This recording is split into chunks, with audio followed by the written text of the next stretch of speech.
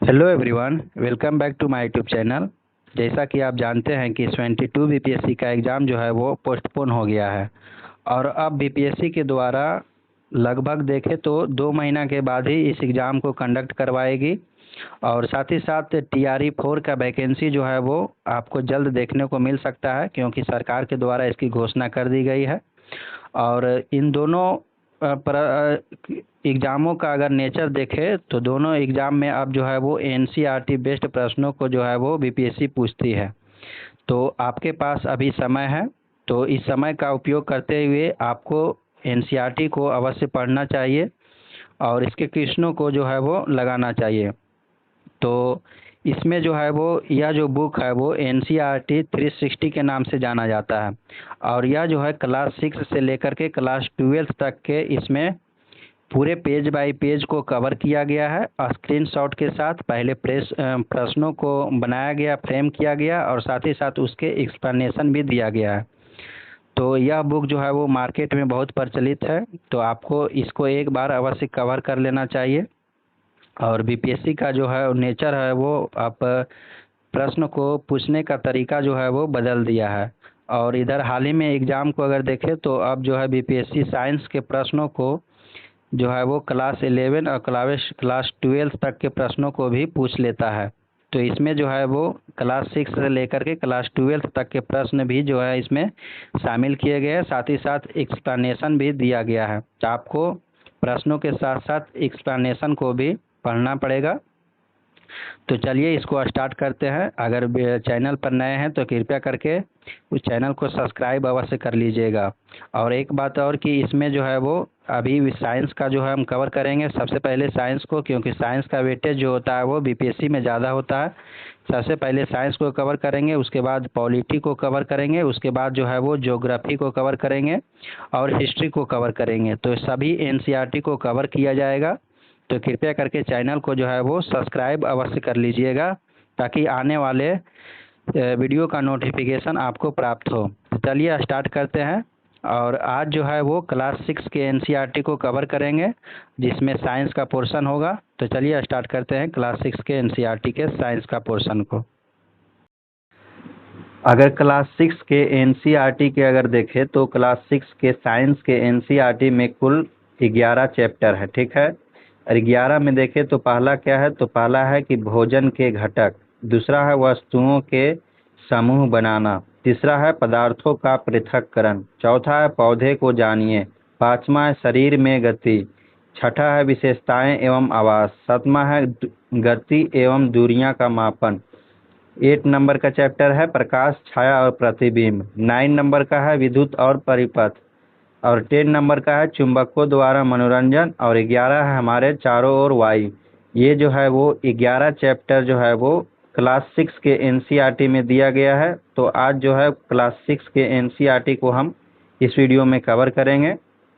तो चलिए स्टार्ट करते हैं क्लास 6 के NCERT को। क्लास 6 के NCERT अगर साइंस का देखें तो पहला अध्याय हमारा क्या है, भोजन के घटक। और इसका जो प्रश्न होगा और साथ ही साथ इसका एक्सप्लेनेशन जो होगा उसको हमें ध्यान से पढ़ना है, क्योंकि एक्सप्लेनेशन में बहुत सारे इन्फॉर्मेशन जो है वो दिया गया है और उसी इन्फॉर्मेशन को हमें याद भी रखना है। तो चलिए स्टार्ट करते हैं पहला प्रश्न से। पहला अगर प्रश्न देखें तो पहला प्रश्न कहता है कि भोजन का व्यंजन जो कच्चा सामग्री से मिलता है से प्राप्त होता है। तो हमें भोजन का वो जो व्यंजन है वो कच्चे सामग्री से मिलता है, वो क्या चीज़ से प्राप्त होता है। तो हमें जो भोजन है वो पादप और साथ ही साथ जंतु दोनों से हम भोजन प्राप्त करते हैं। तो इसका आंसर क्या हो जाएगा, दोनों हो जाएगा, 1 और 2 दोनों। तो हमें भोजन का जो व्यंजन होता है वो कच्चा सामग्री से मिलता है और वो हमें प्राप्त होता है पादप से और साथ ही साथ जंतु से भी। चलिए एक्सप्लेनेशन इसका पढ़ते हैं। एक्सप्लेनेशन कहता है कि हम जानते हैं कि प्रत्येक व्यंजन एक या एक से अधिक प्रकार के कच्ची सामग्री से बना होता है जो हमें पादपों या जंतुओं से मिलते हैं। इस कच्ची सामग्री के संगठक क्या है, इस कच्ची सामग्री में हमारे शरीर के लिए कुछ आवश्यक घटक होते हैं। इन घटकों को हम पोषक कहते हैं। तो हमारे शरीर में मुख्य पोषक अगर बात करें तो कार्बोहाइड्रेट, प्रोटीन, वसा, विटामिन और खनिज लवण है। तो हमारे शरीर का अगर मुख्य पोषक तत्व की बात करें तो मुख्य रूप से कार्बोहाइड्रेट, प्रोटीन, वसा, विटामिन और खनिज लवण है। इसके अतिरिक्त हमारे भोजन में रुक्षांश तथा जल भी शामिल है, जिसकी हमारे शरीर को आवश्यकता होती है। तो इससे हमें क्या मिला कि इसमें अगर देखें तो जो कच्ची सामग्री हमें प्राप्त होती है वो पादप और जंतुओं से प्राप्त होती है, और साथ ही साथ हमारे लिए शरीर के लिए आवश्यक अगर पोषक तत्व की बात करें तो जिसमें कार्बोहाइड्रेट, प्रोटीन, वसा, विटामिन और खनिज लवण मुख्य रूप से पोषक तत्व हमारे शरीर के लिए आवश्यक है। सेकेंड नंबर अगर देखें तो सेकेंड नंबर कहता है कि हमारे भोजन में मुख्य पोषक पदार्थ के निम्न में से कौन है। तो हमारे भोजन में मुख्य पोषक पदार्थ की अगर बात करें तो कार्बोहाइड्रेट भी है, प्रोटीन भी है, वसा भी है, और इनमें से सभी ऑप्शन नंबर डी हो जाएगा। क्योंकि हमारे अगर भोजन के मुख्य पोषक पदार्थ अभी हमने पढ़ा था कि जिसमें कार्बोहाइड्रेट होता है, प्रोटीन होता है, वसा होता है, और साथ ही साथ खनिज लवण भी इसमें होता है। तो इसका एक्सप्लेनेशन क्या है कि कच्ची सामग्री में हमारे शरीर के लिए कुछ आवश्यक घटक होते हैं, इन घटकों को हम पोषक कहते हैं। हमारे भोजन में मुख्य पोषक कौन कौन से हैं, तो कार्बोहाइड्रेट है, प्रोटीन है, वसा है, विटामिन है और खनिज लवण है। अगला है तीसरा नंबर प्रश्न है कि हमारे भोजन में मुख्य पोषक पदार्थ निम्न में से कौन है। तो मुख्य अगर पोषक पदार्थ की बात करें तो कार्बोहाइड्रेट भी होता है, प्रोटीन भी और वसा भी। तो तीनों हो जाएगा, ऑप्शन नंबर डी हो जाएगा इसका 1, 2 और 3। ये जो ऑप्शन है वो गलत दिया हुआ है, क्योंकि अभी हमने पढ़ा है कि हमारे भोजन में मुख्य पोषक पदार्थ की बात करें तो ये सभी होते हैं, कार्बोहाइड्रेट, प्रोटीन, वसा, खनिज लवण, विटामिन, ये सभी हमारे मुख्य पोषक पदार्थ कहलाते हैं। एक्सप्लेनेशन भी वही है कि हमारे अगर भोजन में मुख्य पोषक पदार्थ अगर देखें तो प्रोटीन, वसा, विटामिन तथा खनिज लवण है। अगला देखते हैं 4 नंबर प्रश्न। 4 नंबर प्रश्न कहता है कि कार्बोहाइड्रेट, प्रोटीन, वसा के परीक्षण के लिए निम्नलिखित विलयनों में से किसका उपयोग किया जाता है। तो जो है हम कार्बोहाइड्रेट, प्रोटीन और वसा का अगर परीक्षण करना चाहते हैं तो हमें आयोडीन का, कॉपर सल्फेट और कास्टिक सोडा, इन सभी का जो है वो विलयन का उपयोग हम कर सकते हैं और कार्बोहाइड्रेट, प्रोटीन और वसा का परीक्षण कर सकते हैं। तो इनमें से हो जाएगा सभी, ऑप्शन नंबर हो जाएगा डी इसका सही आंसर। क्या हो जाएगा, ऑप्शन नंबर डी 4। आइए एक्सप्लेनेशन इसका पढ़ते हैं। चौथा नंबर देखिए कि यहाँ पे हम कि कुछ साधारण विधियों से हम जान सकते हैं कि कच्ची सामग्री या पके हुए भोजन में कौन सा या अधिक पोषक उपस्थित है। कौन सा एक या अधिक पोषक उपस्थित है। तो पहला, कार्बोहाइड्रेट, प्रोटीन, वसा के परीक्षण अन्य पोषकों के परीक्षण की अपेक्षा सरल है। इन परीक्षणों को करने के लिए आपको आयोडीन, कॉपर सल्फेट तथा कास्टिक सोडा विलयनों की आवश्यकता होगी। आपको कुछ परखनलियों तथा एक ड्रॉपर की भी आवश्यकता होगी। तो हम अगर कार्बोहाइड्रेट, प्रोटीन और वसा का परीक्षण करना चाहते हैं तो उसके लिए आयोडीन, कॉपर सल्फेट तथा कास्टिक सोडा की हमें आवश्यकता पड़ेगी। आगे है 5 नंबर प्रश्न। 5 नंबर प्रश्न कहता है कि भोजन में उपस्थित भोजन उपलब्धता हेतु निम्नलिखित में से सही विकल्प का चयन करें।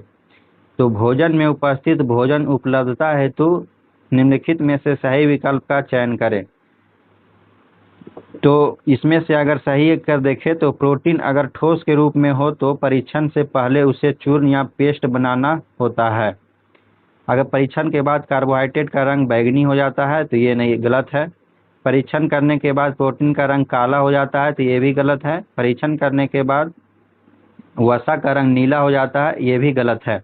इसका सही होगा कि प्रोटीन अगर ठोस के रूप में है तो परीक्षण करने से पहले उसे चूर्ण या पेस्ट बनाना होता है। तो आइए इसका एक्सप्लेनेशन हम पढ़ते हैं। एक्सप्लेनेशन कहता है कि प्रोटीन के परीक्षण के लिए किसी खाद्य पदार्थ की थोड़ी मात्रा लीजिए। जिस खाद्य पदार्थ का परीक्षण करना है यदि वह ठोस है तो पहले उसका पेस्ट अथवा चूर्ण बनाने की आवश्यकता होती है। खाद्य पदार्थ की थोड़ी मात्रा को पीसकर या मसलकर उसके चूर्ण को एक साफ परखनली में डालें और 10 बूंद जल डालकर उसे अच्छी तरह मिलाएं। तो किसी भी परीक्षण के लिए सबसे पहले आपको क्या है कि यदि वह ठोस पदार्थ है तो उसका पेस्ट अथवा चूर्ण बनाने की आवश्यकता होती है। अगला है 6 नंबर प्रश्न। 6 नंबर प्रश्न कहता है कि निम्नलिखित में से किसे ऊर्जा देने वाले भोजन कहते हैं। तो ऊर्जा देने वाले अगर भोजन की बात करें तो सबसे पहले आता है कार्बोहाइड्रेट और वसा। इसमें दो आता है, कार्बोहाइड्रेट आता है और वसा। अगर सबसे अधिक ऊर्जा की बात करें तो हमें वसा से मिलती है, उसके बाद कार्बोहाइड्रेट से मिलती है। अगर हम 1 ग्राम वसा अगर का सेवन करते हैं तो 8.2 किलो कैलोरी हमें ऊर्जा मिलती है। और वही अगर 1 ग्राम हम कार्बोहाइड्रेट का सेवन करें तो 4.2 किलो कैलोरी हमें ऊर्जा प्राप्त होती है। इस प्रकार से हमारे ऊर्जा देने वाले भोजन कौन से हो गए? तो वसा युक्त भोजन और कार्बोहाइड्रेट युक्त भोजन। तो इसमें से 2 और 3 हो जाएगा। 2 और 3 ऑप्शन नंबर बी में है। आइए इसका एक्सप्लेनेशन पढ़ेंगे।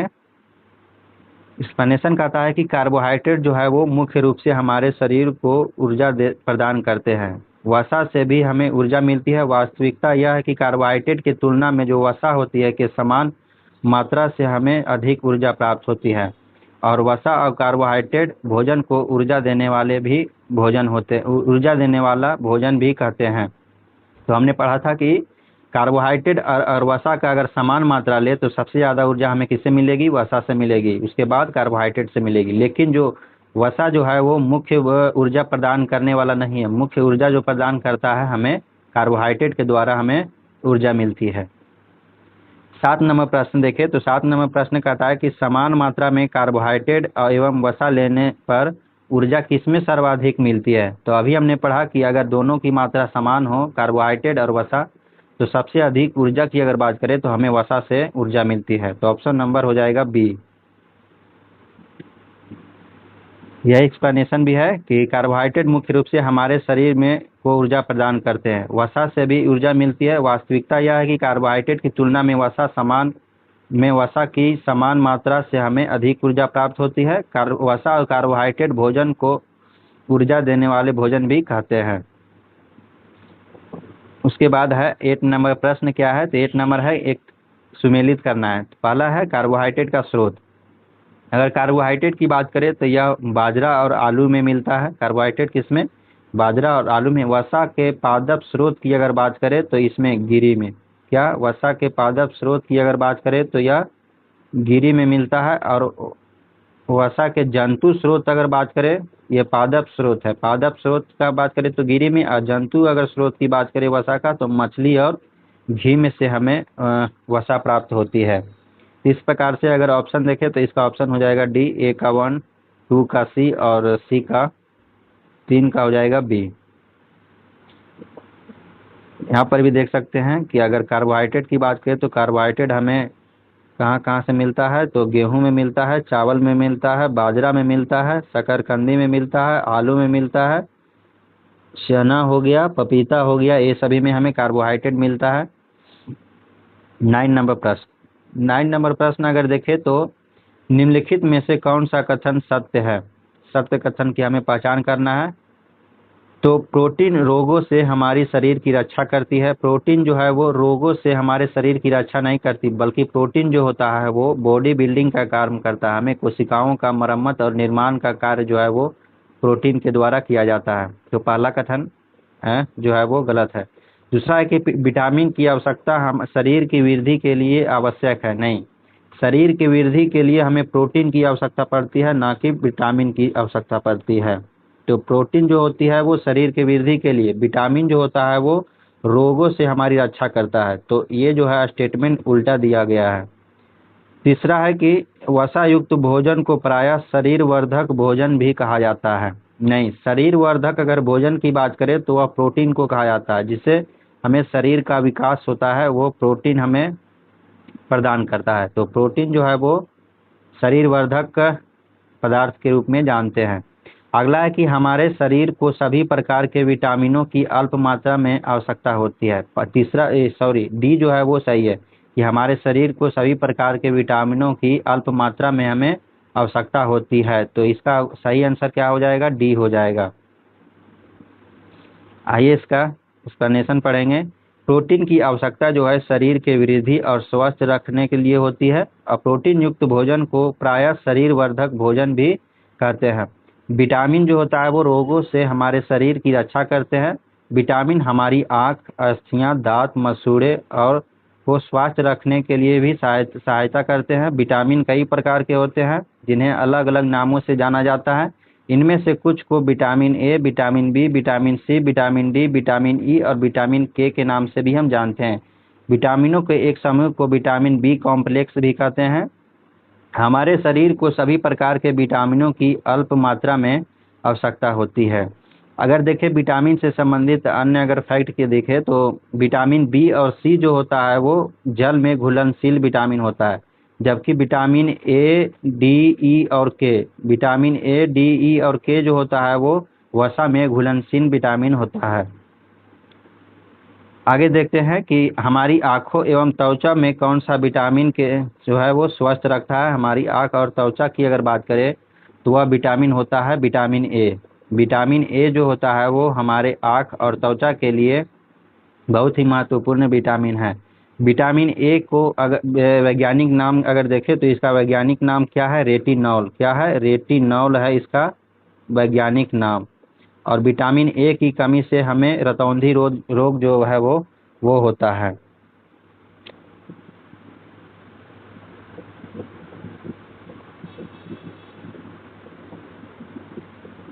तो विटामिन ए हमारी त्वचा और आँखों को स्वस्थ रखता है। विटामिन सी बहुत से रोगों से लड़ने में हमारी मदद करता है। और विटामिन डी की बात करें तो हमारे अस्थियां और दांतों के लिए कैल्शियम का उपयोग करने में हमारे शरीर की सहायता करता है। 11 नंबर प्रश्न है कि हमारे शरीर में बहुत प्रकार के रोगों से लड़ने में मदद करने वाला विटामिन कौन सा है? तो हमारे शरीर में बहुत प्रकार के रोगों से लड़ने वाले अगर विटामिन की बात करें तो वह विटामिन कौन होता है? सी होता है। जैसा कि अभी हमने पढ़ा ऊपर कि विटामिन सी जो होता है वो बहुत से रोगों से लड़ने में हमारी मदद करता है। विटामिन ए हमारी त्वचा और आँखों को स्वस्थ रखता है। विटामिन सी बहुत से रोगों से लड़ने में हमारी मदद करता है। और विटामिन डी की बात करें तो अस्थियां और दांतों के लिए कैल्शियम का उपयोग करने में हमारी शरीर की सहायता करता है। 12 नंबर प्रश्न है कि निम्न में से कौन सा विटामिन हमारी अस्थियों और दांतों के लिए कैल्शियम का उपयोग करने में हमारे शरीर को सहायता पहुंचाता है? यह कौन सा विटामिन हो जाएगा? विटामिन डी हो जाएगा। अगर इसका वैज्ञानिक नाम की देखें तो विटामिन डी का वैज्ञानिक नाम कैल्सीफेरेल है। और विटामिन ए का देखें तो रेटिनॉल, और विटामिन बी का थायमिन, और विटामिन सी का एस्कॉर्बिक एसिड। आइए इसका एक्सप्लेनेशन क्या है कि विटामिन ए जो है हमारी त्वचा और आँखों को स्वस्थ रखता है। विटामिन सी बहुत से रोगों से लड़ने में हमारी मदद करता है। विटामिन डी हमारी अस्थियां और दांतों के लिए कैल्शियम का उपयोग करने में हमारे शरीर की सहायता करता है। अगला है प्रश्न नंबर अगर 13 देखें तो प्रश्न नंबर 13 में है सुमेलित कीजिए। तो आइए मिलान करते हैं प्रश्न नंबर 13 का कि एक तरफ विटामिन दिया हुआ है, दूसरा तरफ स्रोत दिया हुआ है। विटामिन ए की बात करें तो विटामिन ए सबसे अधिक मात्रा अगर देखें तो गाजर में प्राप्त होता है। तो पपीता, गाजर और आम हो जाएगा, ए का हो जाएगा बी। अगला विटामिन बी की अगर बात करें तो विटामिन बी जो होता है वो यकृत या चावल से हमें प्राप्त होता है। विटामिन सी की बात करें तो यह अमरूद और मिर्च से मिल जाएगा विटामिन सी। और विटामिन डी की बात करें तो यह मछली के तेल से विटामिन डी प्राप्त होता है। इस प्रकार अगर देखें तो ए का हो जाएगा बी और बी 2 का हो जाएगा डी। तो ए का बी, 2 का डी दो ऑप्शन में है। और साथ ही साथ सी का ए एक ही ऑप्शन में बी में है। तो इसका सही आंसर हो जाएगा बी।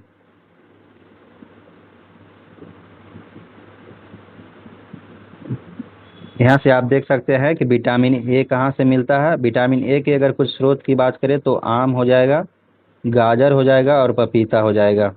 और वही अगर विटामिन बी की बात करें तो इसमें चावल है, गेहूं है और यकृत है। ये 3 से विटामिन बी हमें प्राप्त होती है। और विटामिन सी की अगर बात करें तो विटामिन सी में हो जाएगा अमरूद, उसके बाद मिर्च, उसके बाद हो जाएगा नींबू और उसके बाद टमाटर, उसके बाद हो जाएगा संतरा। ये सभी में विटामिन सी हमें प्राप्त होती है। और विटामिन डी की बात करें तो यह हो जाएगा मछली का जो है वो तेल हो जाएगा, उसमें मिलता है। और ये अंडा हो जाएगा। ये सभी में विटामिन डी हमें प्राप्त होता है। आइए अब 14 नंबर प्रश्न देखते हैं। 14 नंबर कहता है कि आहारी रेशो यानी रुक्षांश के संदर्भ में निम्नलिखित में से कौन सा कथन सही नहीं है? कौन सा कथन सही नहीं है ये हमें देखना है। आहारी रेशे रुचांश के नाम से जानते हैं, तो ये ऊपर ही कहा गया है कि आहारी रेशे यानी रुचांश, तो ये तो पहला कथन तो सही है। दूसरा कि हमारे खाने में रुचांश की आपूर्ति मुख्यतः पादप उत्पादों से होती है, तो ये कथन सही है। जो रुचांश होता है वो हमारी खाद्य आपूर्ति में मुख्य रूप से पादपों से हमें प्राप्त होता है। रुचांश हमारे शरीर को कई प्रकार के पोषक पदार्थ प्रदान करते हैं, नहीं, पोषक पदार्थ जो है वो प्रदान नहीं करते हैं रुचांश। रुचांश मुख्य रूप का स्रोत अगर देखें तो दाल, आलू, सब्जी और हरी सब्जियां हैं, ये कथन जो है वो सही है। आइए इसका एक्सप्लेनेशन पढ़ते हैं कि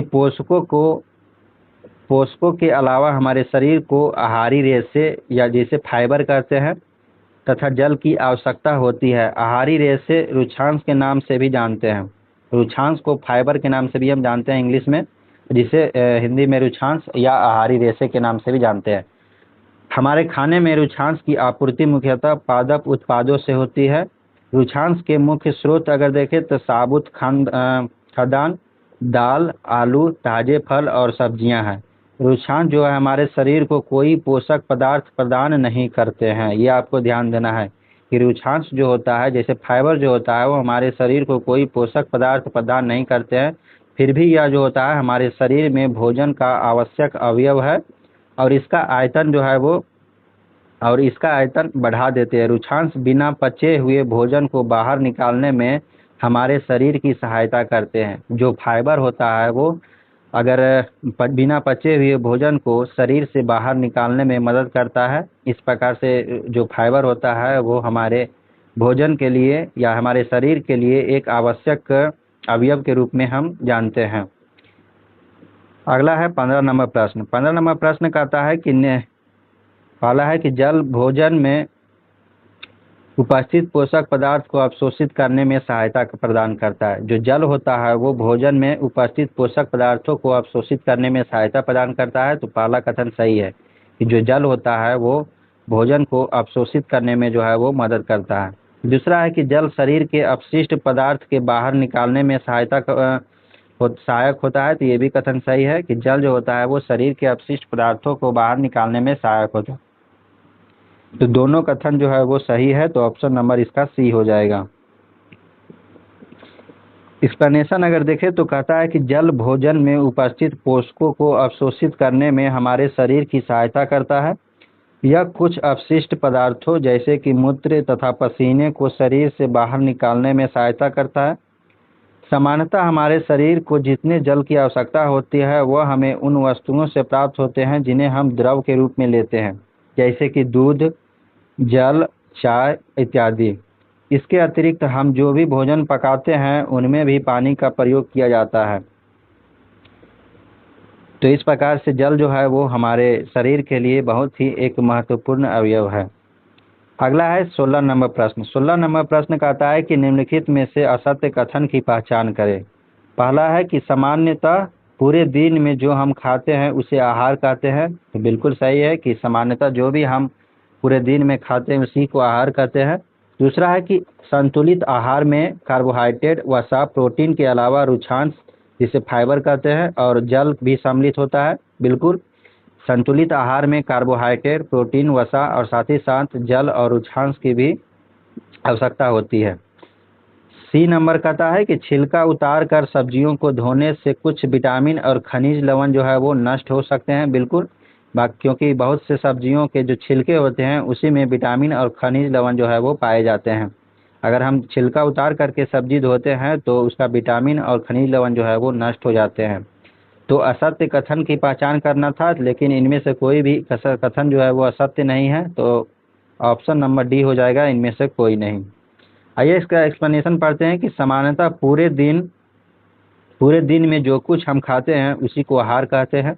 हमारे शरीर की वृद्धि और अच्छे स्वास्थ्य को बनाए रखने के लिए हमारे आहार में वे सभी पोषक तत्व उचित मात्रा में होने चाहिए जिनकी हमारे शरीर को आवश्यकता है। कोई भी पोषक तत्व न आवश्यकता से अधिक हो और न ही कम हो। हमारे आहार में पर्याप्त मात्रा में रुचांश तथा जल का भी होना चाहिए। इस प्रकार के आहार को हम संतुलित आहार भी कहते हैं।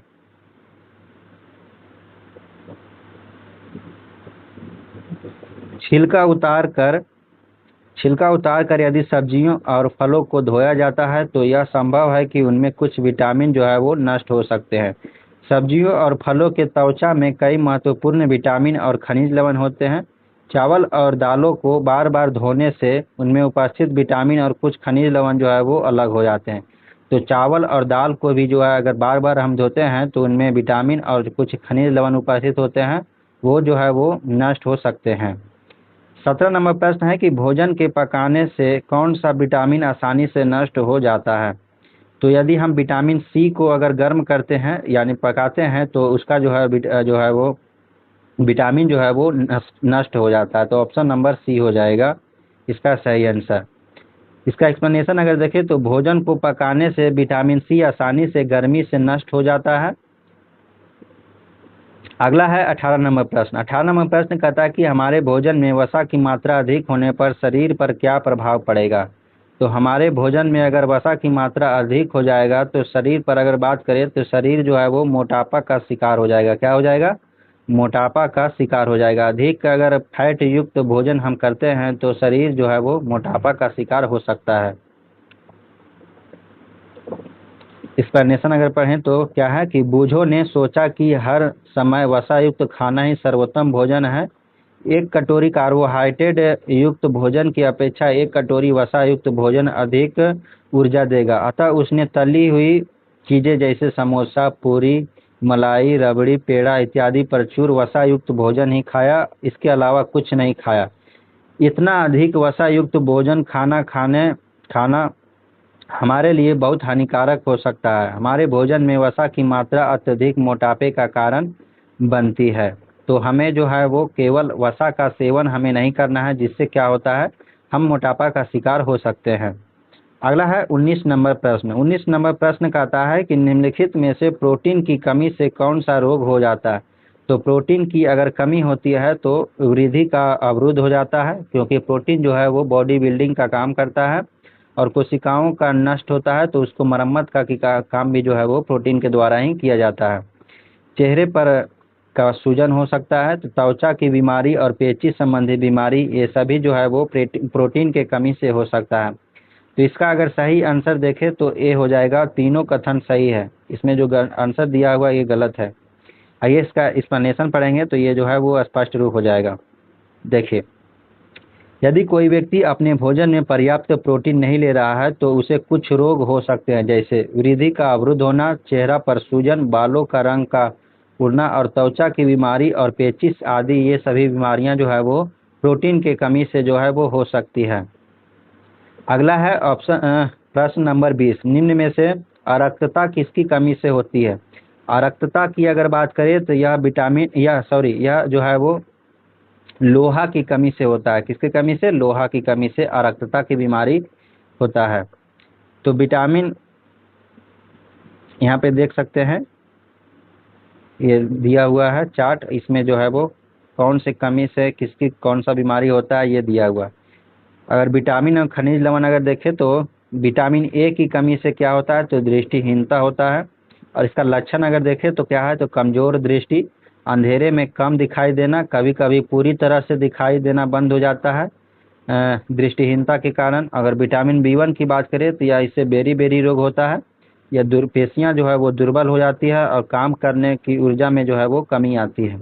विटामिन सी की बात करें तो इससे स्कर्वी रोग होता है, मसूड़ों से खून निकलने लगता है, घाव भरने में अधिक समय लगता है, ये जो है वो स्कर्वी रोग में होता है। विटामिन डी की अगर बात करें तो इससे जो है रिकेट्स होता है, अस्थियों का मुलायम होकर मुड़ जाना, ये जो है वो रिकेट्स में ये समस्या देखने को मिलता है। अगर हमारे शरीर में अगर कैल्शियम की कमी हो जाती है तो कैल्शियम की कमी से हमें अस्थियां और दंत क्षय जैसे रोग देखने को मिलता है। इसमें कमजोर अस्थियां और दंत क्षय होता है। आयोडीन की कमी से हमें घेंगा या गोइटर का रोग होता है। गर्दन के ग्रंथि का जो है फूल जाना और बच्चों में मानसिक विकलांगता का जो है वो देखने को मिलता है। लोहा की अगर बात करें तो लोहा की कमी से अरक्तता रोग होता है और इससे जो है वो हमें कमजोरी फील होती है। इस प्रकार से हमने देखा कि अरक्तता रोग किसके साथ होता है तो लोहा की कमी से जो है वो होता है। अगला है 21 नंबर की गोइटर रोग किसकी कमी से होता है। अगर गोइटर रोग की बात करें तो अभी हमने पढ़ा कि गोइटर रोग जो होता है वो आयोडीन की कमी से होता है। ऑप्शन नंबर डी हो जाएगा। 22 नंबर प्रश्न है कि अस्थियां और दंतक्षय किसकी कमी से होता है? तो अस्थियां और दंतक्षय की बात करें तो यह कैल्शियम की कमी से होता है, अभी हमने पढ़ा था। अगला है 23 नंबर प्रश्न। 23 नंबर प्रश्न सुमेलित करना है, एक तरफ विटामिन है, दूसरी तरफ कमी से होने वाले रोग है। अगर विटामिन ए की बात करें तो विटामिन ए की कमी से कौन सा रोग होता है? तो विटामिन ए की कमी से दृष्टि क्षीणता का रोग होता है। विटामिन बी1 की बात करें तो विटामिन बी1 से होता है बेरी। विटामिन सी से स्कर्वी रोग होता है और विटामिन डी से रिकेट्स होता है। इस प्रकार से हमने मिला दिया है। अगला है 24 नंबर प्रश्न। 24 नंबर प्रश्न अगर देखें तो दुर्बल पेशियां और काम करने की ऊर्जा में कमी किस विटामिन के कमी से होता है? तो दुर्बल पेशियां और काम करने की ऊर्जा में कमी अगर देखें तो यह विटामिन बी1 के कमी से होता है। किससे? विटामिन बी1 के कमी से होता है। ये जो है वो हमने क्लास 6 का पहला जो है अध्याय वो हमने खत्म कर लिया है। अब सेकेंड अध्याय देखेंगे। सेकेंड अध्याय में कौन सा है? तो सेकेंड अध्याय है वस्तुओं के समूह बनाना। कौन सा है? वस्तुओं के समूह बनाना। ये अध्याय 2 है। क्लास 6 के साइंस को हम देख रहे थे। अगर वीडियो पसंद आया दोस्तों तो लाइक एंड सब्सक्राइब जो है वो अवश्य कर लीजिएगा। और हम जो है वो पूरी एनसीईआरटी को अभी साइंस करवा रहे हैं, साइंस को पूरा 12th तक करवाएंगे, क्योंकि जो है बीपीएससी के द्वारा 11th और 12th से भी जो है वो एनसीईआरटी का जो प्रश्न बेस्ड जो होता है वो पूछता है। और ये TRE4 तथा बीपीएससी ये दोनों एग्जाम के लिए आप अगर प्रिपरेशन कर रहे हैं तो कृपया करके आपको एनसीईआरटी अवश्य पढ़नी चाहिए। और इससे आपको 50% जो है वो क्वेश्चन देखने को मिलता है। तो कृपया केवल जो है वो आप जो बुक पढ़ते हैं उससे केवल नहीं, अब आपको एनसीईआरटी पर भी ध्यान देना होगा। तो चलिए स्टार्ट करते हैं। और चैनल को सब्सक्राइब कर लीजिएगा। साथ ही साथ हम इसके साथ हम पॉलिटी, हिस्ट्री, ये सभी किताब को हम कवर करेंगे। तो चलिए स्टार्ट करते हैं अध्याय 2 का। अध्याय 2 का अगर पहला प्रश्न अगर देखें तो पहला प्रश्न क्या कहता है कि किसी वस्तु को बताने के लिए किसी पदार्थ का चयन निर्भर करता है। हम किसी वस्तु को अगर बताते हैं तो किसी पदार्थ का चयन किस पर निर्भर करता है? तो पदार्थ के गुणों के आधार पर या पदार्थ की उपयोगिता के आधार पर। तो इन दोनों के आधार पर हम किसी वस्तु का चयन करते हैं। तो हो जाएगा ऑप्शन नंबर ए हो जाएगा, 1 और 2 दोनों। किसी वस्तु को बनाने के लिए पदार्थ का चयन निम्न आधारों पर किया जाता है। पदार्थ के गुणों के आधार पर, जैसे हम मजबूती देखते हैं, लचीलापन, फ्लेक्सिबिलिटी, गर्मी या ठंड सहन करने की क्षमता यानी थर्मल रेजिस्टेंस, जंग प्रतिरोध यानी कोरोजन रेजिस्टेंस आदि गुणों के आधार पर तय किया जाता है। साथ ही साथ पदार्थ के उपयोग के आधार पर भी जो है वो पदार्थों का चयन करते हैं। जैसे वस्तुओं का उद्देश्य या कार्य पदार्थ के चयन की महत्वपूर्ण भूमिका निभाता है। उदाहरण के लिए बिजली के तार के लिए तांबा चुना जाता है क्योंकि यह अच्छा सुचालक होता है। इसलिए पदार्थ का जो है चयन वो गुण और उपयोगिता जो है दोनों के आधार पर किया जाता है। अगला प्रश्न है प्रश्न नंबर 2 अगर देखें तो सेकंड है कि पदार्थों में क्या क्या आता है। तो पदार्थ में क्या क्या आता है? तो पदार्थ की अगर देखें तो कांच या धातु ये सभी पदार्थ हैं। प्लास्टिक, लकड़ी और रुई ये सभी जो है वो पदार्थ में से किस श्रेणी में आता है? तो इसका सही आंसर हो जाएगा डी। तो हमारे चारों ओर की वस्तुएं एक अथवा एक से अधिक पदार्थों से बनी होती है। ये पदार्थ जो है वो कांच, धातुएं, प्लास्टिक, लकड़ी, रुई, कागज, पंख, मृदा के हो सकते हैं। क्या आप पदार्थों को और अधिक उदाहरणों के विषय में विचार कर सकते हैं? बिल्कुल, इससे भी अधिक जितने भी हम देखते हैं वो अधिक से अधिक इसमें पदार्थ का जो है वो उदाहरण लिया जा सकता है। तीसरा है कि निम्नलिखित में से कौन चमकदार सामग्री होते हैं? तो चमकदार सामग्री की अगर बात करें तो चमकदार अगर देखें तो सोना चमकदार होता है, रबड़ देखें तो चमकदार ये नहीं होता है, पुस्तक भी नहीं होता है और चाक भी नहीं होता। तो सही आंसर हो जाएगा ए, सोना। लोहा, तांबा, एल्युमिनियम और सोना धातुओं के उदाहरण हैं। कुछ धातुएं जो है वो बहुधा अपनी चमक को खो देती है और द्युतिहीन यानी निष्प्रभ दिखाई देने लगती है। द्युतिहीन का मतलब होता है कि वह उसमें चमक जो है वो खो दी है। ऐसा उन पर वायु या नमी की अभिक्रियाओं के कारण होता है, इसलिए हम केवल ताजे कटे पृष्ठों को ही द्युति दिखाई देते हैं। या सोना इसका एक चमकदार धातु है।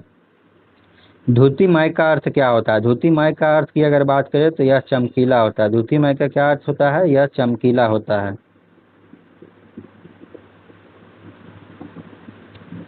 धूतिमय का अर्थ होता है चमकदार या चमक वाला। यह शब्द धूति से बना है जिसका अर्थ प्रकाश, चमक, तेज होता है, इसलिए चमकीला शब्द धूतिमय का सही अर्थ बताता है। 5 नंबर है कि कठोर पदार्थ क्या कहा जाता है। कठोर पदार्थ की अगर बात करें तो जिसे दबाना मुश्किल होता है और संपीड़ित करना भी कठिन होता है, ये सभी कठोर पदार्थ का गुण है। तो इसमें से ऑप्शन नंबर सी हो जाएगा, ए और बी दोनों। तो कठोर पदार्थ की कठोरता पर क्या क्या गुण है इसको हम देखते हैं। तो कठोरता की जब आप विभिन्न पदार्थों को अपने हाथों से दबाते हैं तो उनमें कुछ को दबाना या संपीड़ित करना कठिन होता है, जबकि कुछ अन्य आसानी से संपीड़ित हो जाते हैं। धातु की एक चाबी लीजिए, इसमें लकड़ी, एल्युमिनियम और पत्थर का टुकड़ा, कील, मोमबत्ती, चाक, अन्य कोई पदार्थ अथवा वस्तु के पृष्ठों को खरोचने का प्रयास कीजिए। आप कुछ पदार्थों को आसानी से खरोच सकते हैं, जबकि कुछ अन्य पदार्थ को इतना आसानी से खरोचा नहीं जा सकता है। ये पदार्थ जिन्हें आसानी से संपीड़ित किया अथवा खरोचा जा सकता है वो कोमल पदार्थ कहलाता है। तो कोमल पदार्थ कौन होता है? जिसे आसानी से संपीड़ित कर सकते हैं या आसानी से हम खरोच सकते हैं, उसी को हम कोमल पदार्थ कहते हैं। जबकि अन्य पदार्थ की अगर बात देखें, जिसे दबाना या संपीड़ित करना अगर कठिन होता है तो वह कौन सा पदार्थ कहलाता है? कठोर पदार्थ कहलाता है। उदाहरण के लिए रुई या स्पंज कोमल है, जबकि लकड़ी जो है वो कठोर है। ये सभी कठोरता के गुण हैं। अगला है 6 नंबर प्रश्न। 6 नंबर कहता है कि निम्नलिखित में से कौन सा एक धातु नहीं है। तो कौन सा एक धातु नहीं है ये आपको बताना है। तो धातु कौन सा नहीं है?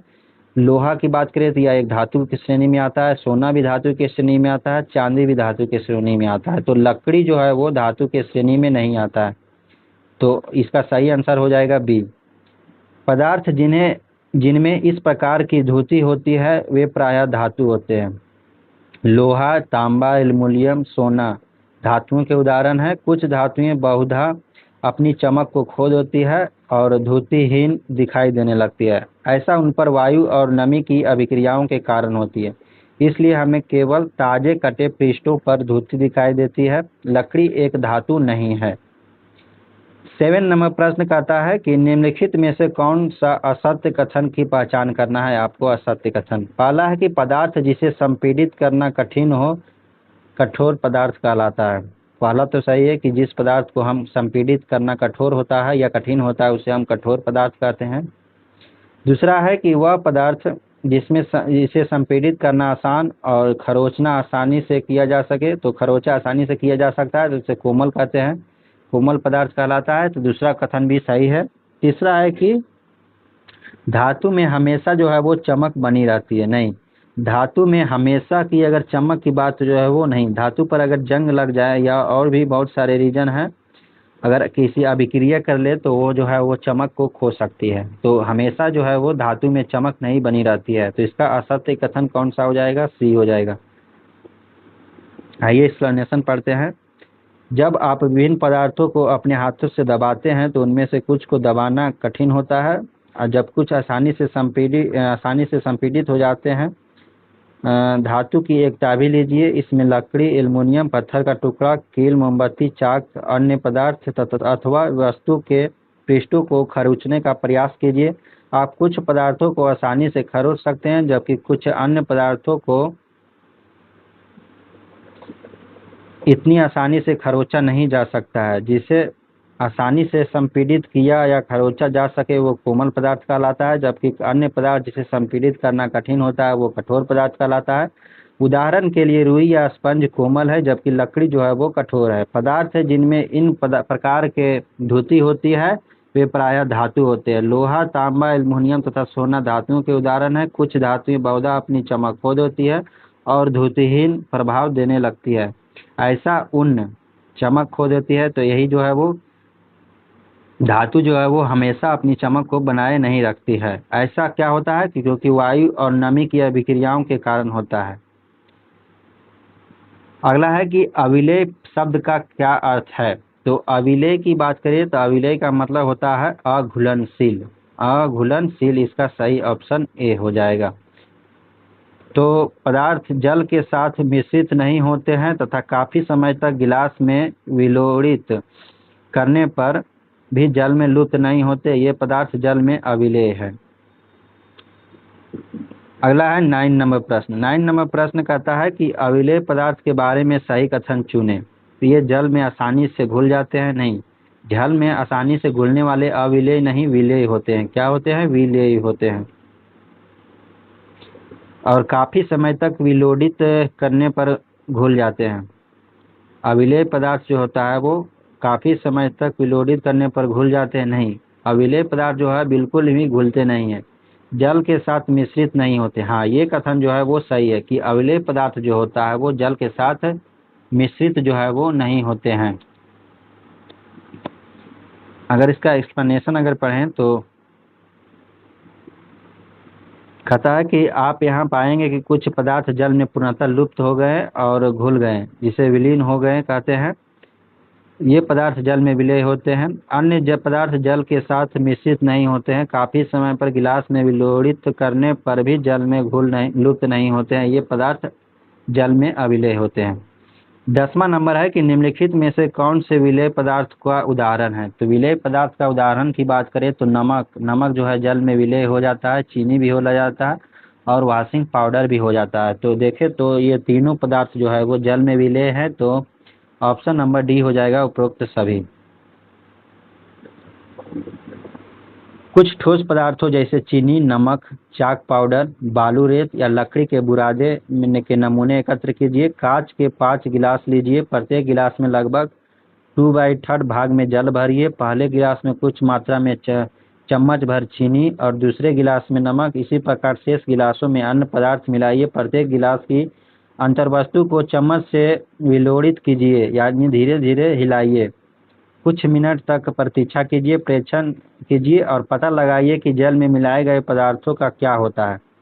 आप अगर देखें तो चीनी, नमक और वॉशिंग पाउडर जो है वो जल में विलय हो जाते हैं। इस प्रकार से यह जो है जल में विलय के उदाहरण है। 11 नंबर प्रश्न कहता है कि निम्नलिखित कथनों पर विचार कीजिए कि सभी तरल जल में मिश्रित होते हैं।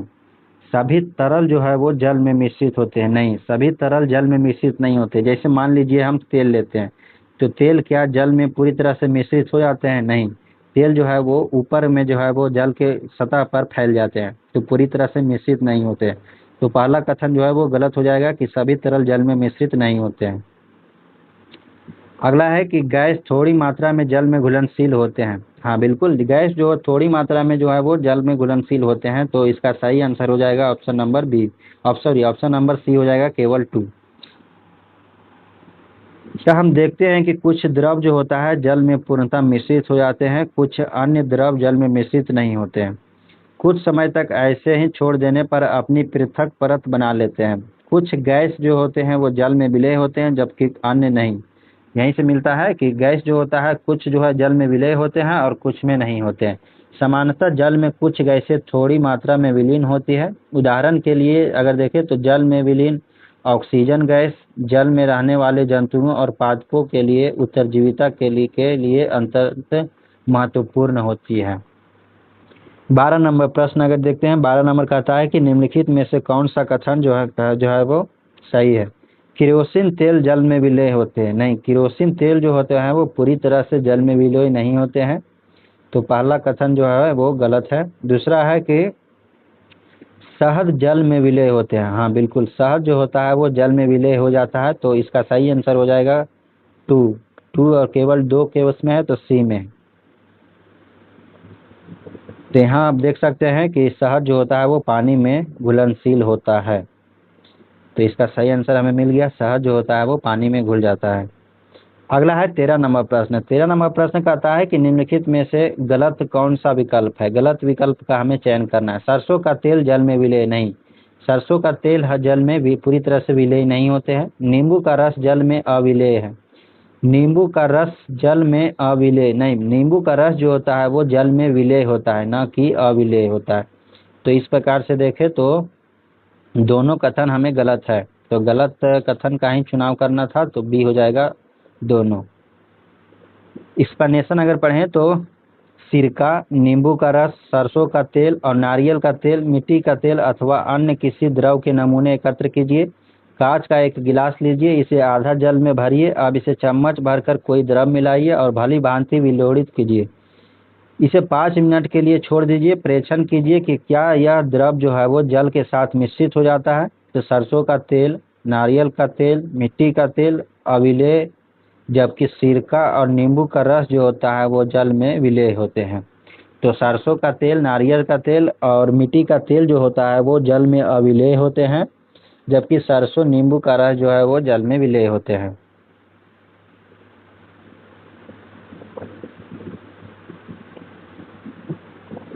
14 नंबर प्रश्न देखते हैं।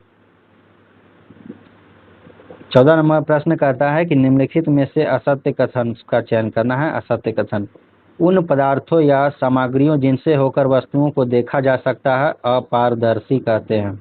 तो पहला कथन ही असत्य मिल गया, क्योंकि जो पदार्थ से हम वस्तुओं को देख सकते हैं वो अपारदर्शी नहीं बल्कि पारदर्शी वस्तु कहलाता है। तो पहला कथन हो जाएगा गलत। जिनसे होकर आप वस्तुओं को नहीं देख पाते हैं उसे अपारदर्शी कहते हैं, ये कथन सही है। लकड़ी एक अपारदर्शी वस्तु है, बिल्कुल सही है। डी है कि ऐसे पदार्थ जिनसे होकर वस्तुओं को देख सकते हैं परंतु स्पष्ट रूप से नहीं देखते हैं उसे पारभासी कहलाता है। तो ये कथन भी सही है। और असत्य कथन का हमें विकल्प चुनना था, तो इसका सही हो जाएगा ऑप्शन नंबर ए। यहाँ पे देख सकते हैं, इसमें हाईलाइट किया गया उन पदार्थों अथवा सामग्रियों जिनसे होकर वस्तुओं को देखा जा सकता है उसे हम पारदर्शी वस्तुएं कहते हैं। कांच हो गया, जल हो गया, वायु हो गया, कुछ प्लास्टिक पारदर्शी पदार्थों का उदाहरण है। प्रायः दुकानदार बिस्कुट, मिठाइयाँ, अन्य खाद्य पदार्थों को कांच अथवा प्लास्टिक की पारदर्शी पात्रों में रखना अधिक पसंद करते हैं। 15 नंबर प्रश्न है कि वे पदार्थ जिनके द्वारा वस्तुओं को स्पष्ट रूप से देखा जा सकता है क्या कहलाता है। तो यह पारदर्शी कहलाता है। क्या कहलाता है? पारदर्शी कहलाता है। अभी हमने पढ़ा 16 नंबर है कि पारभासी पदार्थ कौन सा नहीं है। पारभासी की बात करें तो जिससे होकर के हमें कुछ कुछ, पूरी तो नहीं, कुछ कुछ जो है वो देखे आर पार दिखता है। मोटी लकड़ी जो है वो पूरी तरह से अपारदर्शी वस्तु है। तैलीय कागज ये बिल्कुल पारभासी पदार्थ है। गंदा पानी भी पारभासी पदार्थ है। और धुंधला शीशा की अगर बात करें तो ये भी पारभासी होता है। तो इसमें बताना है कि पारभासी पदार्थ कौन नहीं है। तो कौन नहीं हो जाएगा? मोटी लकड़ी। तो इसका हो जाएगा सही आंसर ऑप्शन नंबर ए। तो उन पदार्थ अथवा सामग्रियों जिनसे होकर वस्तुओं को देखा जा सकता है उसे पारदर्शी कहते हैं। जैसे कांच, जल, ये तो जानते हैं। और मोटी लकड़ी जो है वो पारदर्शी नहीं है, क्योंकि यह एक अपारदर्शी पदार्थ है। 17 नंबर प्रश्न अगर देखें तो 17 नंबर प्रश्न कहता है कि मक्खन का पेपर क्या है। तो मक्खन का अगर पेपर की बात करें तो यह कौन सा हो जाएगा? पारभासी हो जाएगा। कौन सा? पारभासी हो जाएगा। अब हमने अध्याय 2 को समाप्त कर दिया है। अब पढ़ेंगे अध्याय 3। अध्याय 3 है कि पदार्थों का पृथक्करण। क्या है? अध्याय 3 में पदार्थों का पृथक्करण। तो हमने 2 अध्याय को कंप्लीट कर दिया है। अब अध्याय 3 को कंप्लीट करेंगे। पहला है कि निम्नलिखित में से कौन सा कथन सत्य है। तो सत्य कथन का चयन करना है। पहला है कि गेहूं के दाने और गेहूं के आटे के मिश्रण को हस्त चयन विधि द्वारा अलग किया जा सकता है। तो गेहूं के दाना और गेहूं के आटे के मिश्रण को क्या हस्त चयन विधि के द्वारा अलग किया जा सकता है? बिल्कुल। अगर कम मात्रा में गेहूं के दाने अगर मिले हों तो बिल्कुल अलग किया जा सकता है। दूसरा है कि तेल और पानी के मिश्रण को पृथक्करण विधि से अलग किया जाता है। तेल और पानी के मिश्रण को पृथक्करण विधि से अलग किया जाता है। तो ये कथन भी सही है। तीसरा है कि फटकने की प्रक्रिया में भूसी के कणों को हवा द्वारा अधिक दूरी तक ले जाया जाता है। तो ये भी कथन जो है वो सही है। तो उपरोक्त में से सभी कथन जो है वो सही है। तो इस प्रकार से डी इसका सही आंसर हो जाएगा। आइए इसका एक्सप्लेनेशन पढ़ते हैं कि किसी मिश्रण के अवयवों को इस प्रकार पृथक करने की विधि जो है वो निष्पावन कहलाती है। तो किसी मिश्रण के अवयवों को पृथक करने की विधि क्या कहलाती है? निष्पावन कहलाती है। निष्पावन का उपयोग पवन और अथवा वायु के झोंकों द्वारा मिश्रण से भारी अथवा हल्के अवयवों को पृथक करने के लिए किया जाता है। साधारणतः किसान इस विधि का उपयोग हल्के भूसे को भारी अन्य कणों से पृथक करने के लिए करते हैं। तो आप लोग देखे होंगे कि गांव में जो है वो धान को अगर ओसाते हैं तो एक पंखे की सहारा से पंखे के ऑन कर देते हैं और धान को ऊपर से गिराते हैं। और जो हल्का हल्का भूसी होता है वो हवा के झोंक से जो है वो दूर फैल जाता है और धान जो होता है वो नीचे गिर जाता है। तो इस प्रकार से हम जो है वो भूसी को अलग करते हैं अन्न से, तो वो कौन सा विधि कहलाता है? निष्पावन विधि। कौन सा विधि? निष्पावन विधि यह कहलाया। हस्त चयन की विधि का उपयोग हम गेहूं, चावल और दालों से कुछ बड़े मिट्टी के कणों, पत्थर, भूसे को पृथक करने के लिए किया जाता है। तो हस्त चयन विधि से हम गेहूं में, चावल में और दाल में अगर बड़े कण की मिट्टी या पत्थर अगर मिल जाता है तो हम अलग आसानी से कर सकते हैं। ऐसी अशुद्धियों की मात्रा प्रायः बहुत अधिक नहीं होती है। ऐसी स्थितियों में हस्त चयन द्वारा पृथकों को पृथक करना एक सुविधाजनक विधि लगती है। तेल और पानी के मिश्रण को पृथक्करण विधि से अलग किया जाता है। तो तेल और पानी के मिश्रण को किस विधि से अलग किया जाता है? तो पृथक्करण विधि से अलग किया जाता है। सेकेंड नंबर प्रश्न है कि हस्त चयन विधि कब सुविधाजनक होती है? तो हस्त चयन विधि अगर बात करें तो जब अशुद्धियाँ बहुत अधिक हो, नहीं, जब अशुद्धियाँ बहुत अधिक हो तो ये जो सुविधाजनक नहीं होगा। जब अशुद्धियाँ कम हो तब सुविधाजनक होगा। ये ऑप्शन नंबर इसका बी हो जाएगा। जब अशुद्धियाँ बहुत छोटे आकार के हो तब भी यह सुविधाजनक नहीं होता है। हस्त चयन विधि जो होता है वो जब अशुद्धियाँ कम हो और बड़े बड़े आकार का हो तब हम हस्त चयन विधि का प्रयोग करते हैं। ऑप्शन नंबर बी हो जाएगा।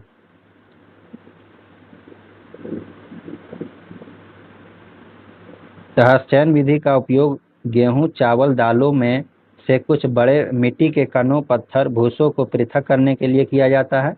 ऐसी अशुद्धियों की मात्रा प्रायः बहुत अधिक नहीं होती है। ऐसी स्थितियों में हस्त चयन द्वारा पदार्थों को पृथक करना एक सुविधाजनक विधि लगती है। तीसरा नंबर प्रश्न कहता है कि गेहूं और चावलों से मिट्टी तथा पत्थर के बड़े कणों को अलग करने के लिए किस विधि का प्रयोग किया जाता है? तो गेहूं और चावल से मिट्टी या पत्थरों के बड़े कणों को अलग करने के लिए हम हस्त चयन विधि का प्रयोग करते हैं। अगला है कि सूखे पौधे के डंडियों से अनाज को अलग करने के लिए कौन सी विधि अपनाई जाती है? तो सूखे पौधे की डंडियों से अनाज को अलग करने के लिए अगर विधि की बात करें तो यह विधि होगा थ्रेसिंग विधि। तो थ्रेसिंग विधि से जो है वो सूखे पौधे के डंडियों को अनाज से अलग करते हैं। यहाँ पे देख सकते हैं कि सूखे पौधे के डंडियों से अन्न कणों तथा अनाज को पृथक करने के प्रक्रम को क्या कहते हैं? थ्रेसिंग कहते हैं। इस प्रक्रम में डंडियों को पीट कर अन्न कणों को पृथक किया जाता है। कभी कभी थ्रेसिंग का कार्य बैलों के सहायता से भी किया जाता है। अत्यधिक मात्रा के अन्न कणों को डंडियों से पृथक करने के लिए थ्रेसिंग मशीनों का भी उपयोग किया जा सकता है। पांचवा नंबर प्रश्न 5 कहता है कि सूखे रेत एवं लकड़ी के बुरादे के मिश्रण को अलग करने की विधि। तो सूखा रेत और लकड़ी के बुरादा मिश्रण को अलग जो है वो कौन सी विधि से होता है? तो वह निष्पावन विधि से होता है। क्योंकि सूखा रेत और लकड़ी का बुरादा जो है वो इनमें से एक हल्का पदार्थ है और हल्के पदार्थ को अलग करने के लिए निष्पावन हम पंखे की सहायता से हम तेज हवा के माध्यम से हल्के पौधों को जो है वो लकड़ी के बुरादे को हम अलग कर सकते हैं सूखा रेत से। आप यहाँ देख सकते हैं कि सूखे रेत और लकड़ी के बुरादे अथवा सूखी पत्तियों के पाउडर का एक मिश्रण बनाइए। इस मिश्रण के अवयवों को इस प्रकार पृथक्करण की विधि जो है वो निष्पावन कहलाती है। निष्पावन का उपयोग पवनों अथवा वायु के झोंकों द्वारा मिश्रण से भारी तथा हल्की अवयवों को पृथक करने के लिए किया जाता है। साधारणतः किसान इस विधि का उपयोग हल्के भूसे को भारी अन्न कणों से पृथक करने के लिए करते हैं। 6 नंबर प्रश्न कहता है कि साधारणतः किसान निष्पावन विधि का प्रयोग हल्के भूसे से भारी अन्न कणों को अलग करने के लिए करते हैं। तो बिल्कुल जो निष्पावन विधि के द्वारा जो है वो किसी भी अन्न में अगर भूसा है तो उसको अलग करने के लिए निष्पावन विधि का उपयोग करते हैं किसान। अगला, इस विधि से निकली अशुद्ध पदार्थों का प्रयोग किसान अन्य प्रयोजनों में का प्रयोग कर सकते हैं। बिल्कुल, जो है भूसा हुआ है वो अन्य प्रयोजनों में भी किसान उपयोग कर सकते हैं। तो ये जो है इनमें से गलत कथन बताना है। तो गलत तो कोई नहीं है, तो दोनों सही है। तो इनमें से डी हो जाएगा, इनमें से कोई नहीं गलत है। यहाँ देख सकते हैं कि साधारणतः किसान जो है वो इन विधि का उपयोग करके हल्के भूसे को आसानी से अन्न कणों से पृथक करने के लिए करते हैं। 7 नंबर प्रश्न है कि किस विधि का प्रयोग वायु के झोंकों द्वारा मिश्रण को भारी और हल्के अवयवों को पृथक करने के लिए किया जाता है? तो अभी हमने पढ़ा निष्पावन विधि का यह कहलाता है। अगला है पत्थर, डांडियाँ तथा भूसा को निष्पावन तथा थ्रेसिंग में रह जाते हैं, किस विधि से अलग किया जाता है? तो यह चालन विधि से किया जाता है। तो पत्थर, डानिया, भूसा जो निष्पावन अथवा थ्रेसिंग में रह जाता है उसको अलग करने के लिए चालन विधि का प्रयोग हम करते हैं। अगला है कि निम्नलिखित में से किस विधि का प्रयोग मुख्य रूप से ठोस पदार्थों के अवयवों जिनके आमापों में अंतर को अलग करने के लिए किया जाता है? तो यह चालन विधि का प्रयोग करते हैं। किसका? चालन विधि का प्रयोग करते हैं। चालन विधि का उपयोग मिश्रण को दो ऐसे अवयव जिनकी आमापों में अंतर हो उसके पृथक करने के लिए किया जाता है। 11 नंबर प्रश्न कहता है कि निम्न में से किसका प्रयोग जो है वो निस्यंदक जो कि छानने में काम आता है के रूप में किया जाता है? तो निस्यंदक के रूप में जो है वो फिल्टर पेपर का उपयोग किया जाता है। किसका? फिल्टर पेपर का। आइए इसका एक्सप्लेनेशन पढ़ेंगे। यदि जल अब भी गंदला है तो अशुद्धियों को फिल्टर पत्र द्वारा निस्यंदित कर सकते हैं, जिसमें और भी छोटे रंध्र हो सकते हैं। फिल्टर पत्र एक ऐसा निस्यंदक होता है जिसमें अत्यंत सूक्ष्म छिद्र होते हैं। में फिल्टर पत्र के उपयोग से संबंधित विभिन्न चरण दर्शाए गए हैं। फिल्टर पत्र को शंकु के रूप में मोड़कर कीप में लगा दिया जाता है। इसके पश्चात मिश्रण को फिल्टर पत्र के ऊपर उड़ेलते हैं। मिश्रण के ठोस कण इसके छिद्रों से नहीं गुजर पाते और फिल्टर पत्र पर ही रह जाते हैं। 12 नंबर प्रश्न है कि निम्न में से कौन सा कथन सत्य नहीं है? तो कौन सा कथन सत्य नहीं है ये हमें बताना है। पहला है कि मिश्रण में जल मिलाने पर भारी अवयवों के नीचे तली पर बैठ जाना निस्तारण कहलाता है। नहीं, जब हम मिश्रण में जल मिलाते हैं और जो भारी अवयव होते हैं या कण होते हैं वो नीचे बैठ जाते हैं उसको हम अवसादन कहते हैं। क्या कहते हैं? अवसादन, ना कि निस्तारण कहते हैं। तो पहला कथन जो है वो गलत है, पहला ही कथन गलत मिल गया। दूसरा है कि अवसादित मिश्रण को बिना हिलाए जल को अशुद्धि सहित उड़ेलने की प्रक्रिया निस्तारण कहलाता है। ये जो है वो सही है। अगला है कि तेल तथा जल के मिश्रण को अवसादन तथा मिश्रण विधि द्वारा अलग किया जा सकता है। ये भी कथन सही है। इसमें असत्य कथन का चुनाव करना था तो ए नंबर हो जाएगा इसका असत्य कथन। एक्सप्लेनेशन अगर पढ़ें तो मिश्रण में जल मिलाने पर भारी अवयवों के नीचे तली में बैठ जाने की प्रक्रम को क्या कहते हैं? अवसादन कहते हैं। अवसादित मिश्रण को बिना हिलाए जल को मिट्टी सहित उड़ेलने की प्रक्रिया को क्या कहते हैं? तो निस्तारण कहते हैं। अब आइए ऐसे अन्य मिश्रणों का पता लगाते हैं जिनमें अवयवों को अवसादन तथा निस्तारण विधि द्वारा पृथक किया जा सकता है। यही सिद्धांत ऐसे द्रवों के मिश्रण को पृथक करने में भी उपयोग में लाया जाता है जो आपस में मिश्रित नहीं होते हैं। उदाहरण के लिए तेल तथा जल को उन मिश्रण से इस विधि द्वारा पृथक किया जा सकता है। यदि द्रव के ऐसे मिश्रणों को कुछ समय के लिए रहने दिया जाए तो वे दो पृथक परतों में जो है वो बढ़ जाते हैं। इसके बाद जो अवयव ऊपरी परत पर बनता है उसे निस्तारण द्वारा पृथक कर सकते हैं। 13 नंबर प्रश्न है कि तैयार चाय से चाय की पत्तियां पृथक करने में कौन सी विधि ज़्यादा अच्छी होगी? तो तैयार चाय से चाय की पत्तियां पृथक करने के लिए जो है वो निस्यंदन विधि का प्रयोग करते हैं। किसका? निस्यंदन विधि का प्रयोग करते हैं। तो चाय तैयार करने के बाद आप चाय की पत्तियां पृथक करने के लिए क्या करते हैं? अक्सर आप चाय जो है वो छन्नी का उपयोग करते हैं। आइए निस्तारण विधि का उपयोग करके देखें। तो निस्तारण विधि देखिए, इसके द्वारा कुछ सहायता मिलती है, परंतु क्या आपको चाय में कुछ पत्तियां, आप चाय को एक छन्नी में डाल लीजिए, क्या चाय की सारी पत्तियां छन्नी में रह जाती है? इस प्रक्रम को जो है वो निस्यंदन कहते हैं। अब सोचिए, तैयार चाय से चाय की पत्तियां पृथक करने में निस्तारण और निस्यंदन में से कौन सा विधि अच्छी लगती है? विधि जो है वो अच्छी है। अगला है निम्नलिखित में से सही कथन कौन सा नहीं है? तो सही कथन का चुनाव करना है, बताना है कि कौन सा कथन सही नहीं है। तेल तथा जल के मिश्रण को केवल निस्यंदन विधि के द्वारा अलग किया जा सकता है। तो तेल तथा जल के मिश्रण को क्या केवल निस्यंदन विधि के द्वारा अलग किया जा सकता है? नहीं, तो केवल इसमें लग गया, इसीलिए ये गलत हो गया सेंटेंस। तो पहला कथन तो गलत हो जाएगा। दूसरा है कि तेल तथा जल के मिश्रण को अवसादन और तथा निस्तारण विधि से अलग करना ज़्यादा अच्छा विकल्प है, ये कथन सही है। तो इसमें हमें गलत कथन का चुनाव करना था, तो ये हो जाएगा कथन 1। यहाँ देख सकते हैं कि मिश्रण में जल मिलाने पर भारी अवयवों के नीचे तली में बैठ जाने के प्रक्रम को अवसादन कहते हैं। अवसादित मिश्रण को बिना हिलाए जल को मिट्टी सहित उड़ेलने का क्रिया को निस्तारण कहते हैं। यही सिद्धांत ऐसे द्रवों के मिश्रण को पृथक करने में भी उपयोग में लाया जाता है जो आपस में मिश्रित नहीं होते। उदाहरण के लिए तेल तथा जल को उसके मिश्रण से इस विधि द्वारा पृथक किया जा सकता है। यदि द्रव के ऐसे मिश्रण को कुछ समय के लिए रहने दिया जाए तो वे जो है दो पृथक पृथक परतों में बंट जाते हैं। इसके बाद जो अवयव ऊपरी परत पर बनता है उसे निस्तारण द्वारा पृथक हम कर सकते हैं। अगला है, एक पंकित जल को पीने योग्य बनाने के लिए कौन कौन सी प्रक्रिया का प्रयोग जो है वो हो सकती है?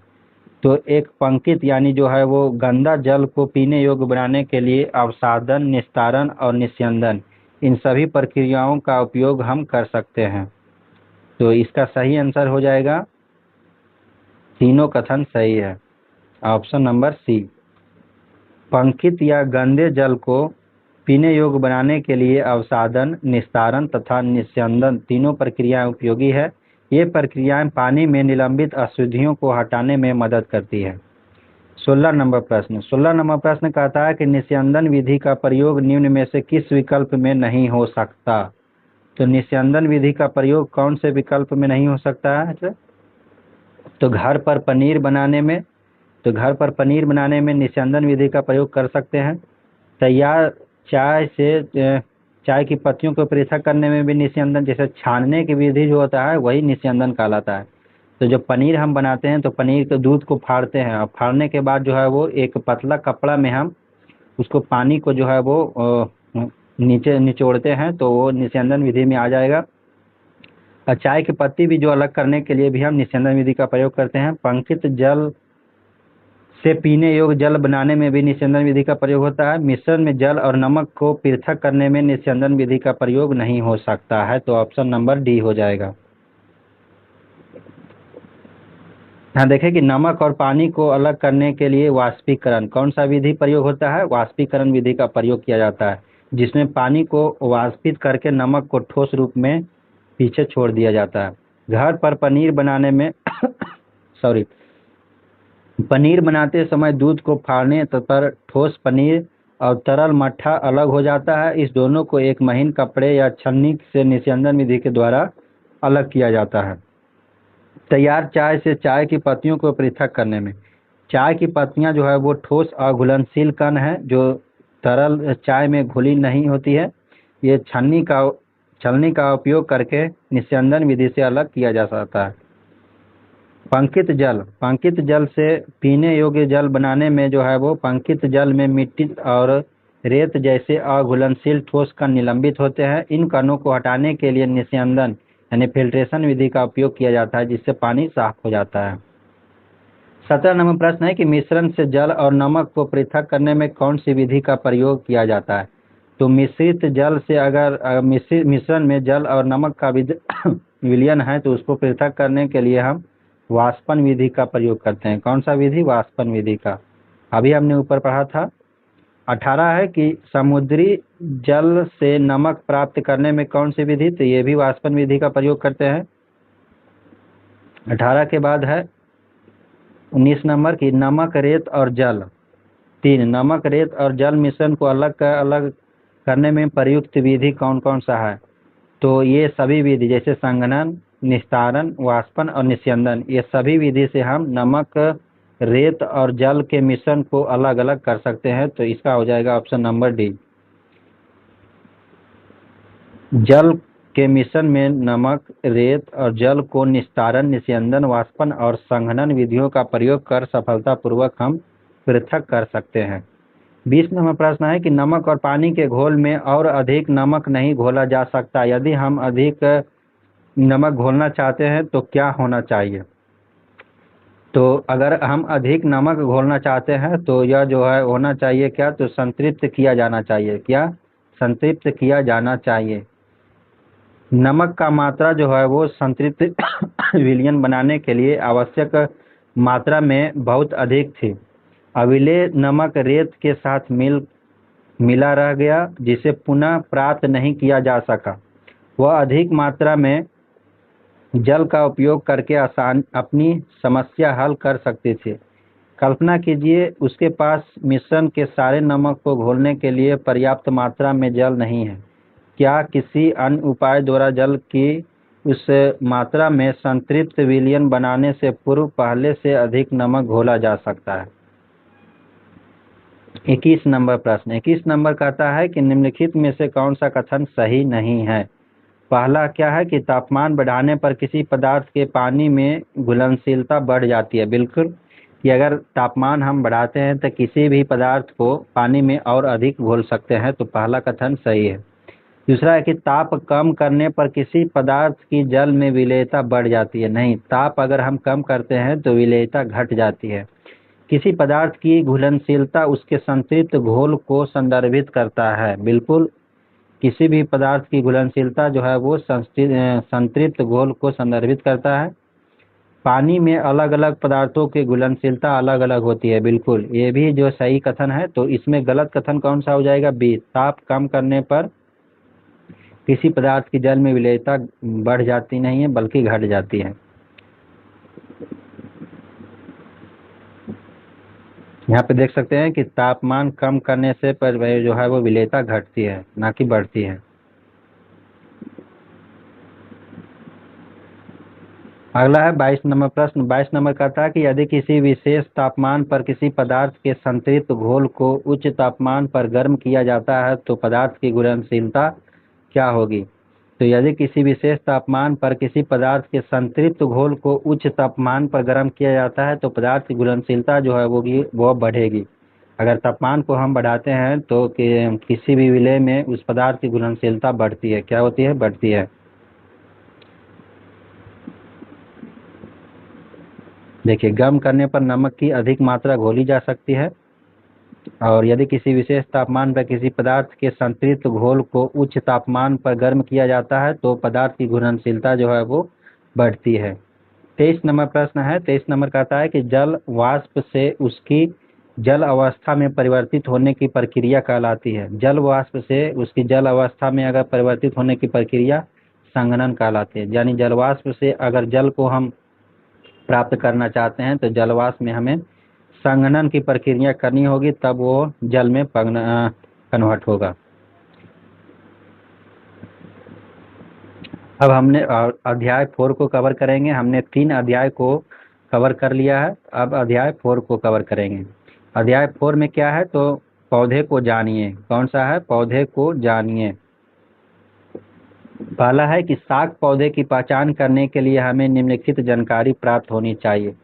तो शाक पौधा क्या होता है और उसके बारे में क्या क्या विशेषता होती है, ये हमें बताना है।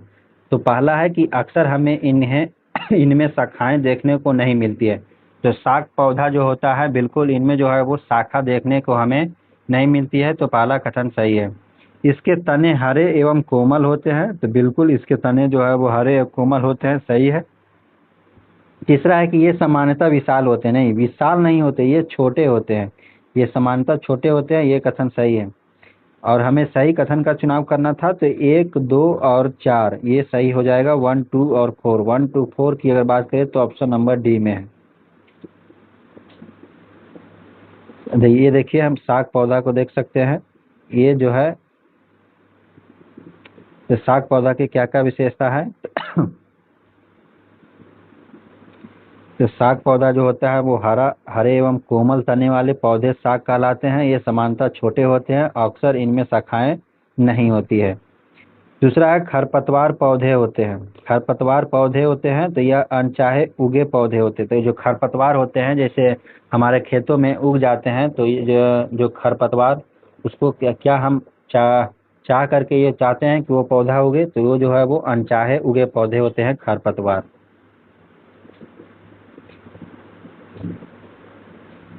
देखिए यहाँ पे देख सकते हैं कि कोमल तने वाले पौधे को अध्ययन के लिए खरपतवार का प्रयोग करें। क्या आप जानते हैं कि खरपतवार क्या है? तो खेतों में, बगीचों में और गमलों में कुछ अनचाहे पौधे स्वतः ही उग जाते हैं, उसे ही हम खरपतवार कहते हैं। तीसरा नंबर है कि झाड़ी पौधे की पहचान करने के लिए हमें निम्नलिखित जानकारी प्राप्त होनी चाहिए। तो झाड़ी पौधे की अगर पहचान करना है तो हमें क्या क्या जानकारी प्राप्त होनी चाहिए? पहला है कि झाड़ी पौधा का तना जो है वो कठोर होता है, तो सही है। इसका तना काफ़ी मोटा नहीं होता है, मोटा इसका तना जो है वो झाड़ी पौधे का नहीं होता है। इसकी शाखाएं तने के आधार के समीप से ही निकलती है, तो ये भी कथन सही है कि झाड़ी पौधा का जो तना होता है, इसका जो शाखा होता है वो शाखाएं जो होता है वो तने के आधार के समीप से ही निकलती है। तो 1 और 3 जो है इसका सही आंसर हो जाएगा ऑप्शन नंबर ए। तो कुछ पौधे में शाखाएं तने के आधार के समीप से ही निकलती है। तना कठोर होता है परंतु मोटा नहीं होता है। ये इन्हें क्या कहते हैं? झाड़ी कहते हैं। क्या कहते हैं? झाड़ी कहते हैं। चौथा है कि विसर्पी लता के बारे में असत्य कथन की पहचान करें। तो विसर्पी लता के बारे में हमें असत्य कथन का चयन करना है।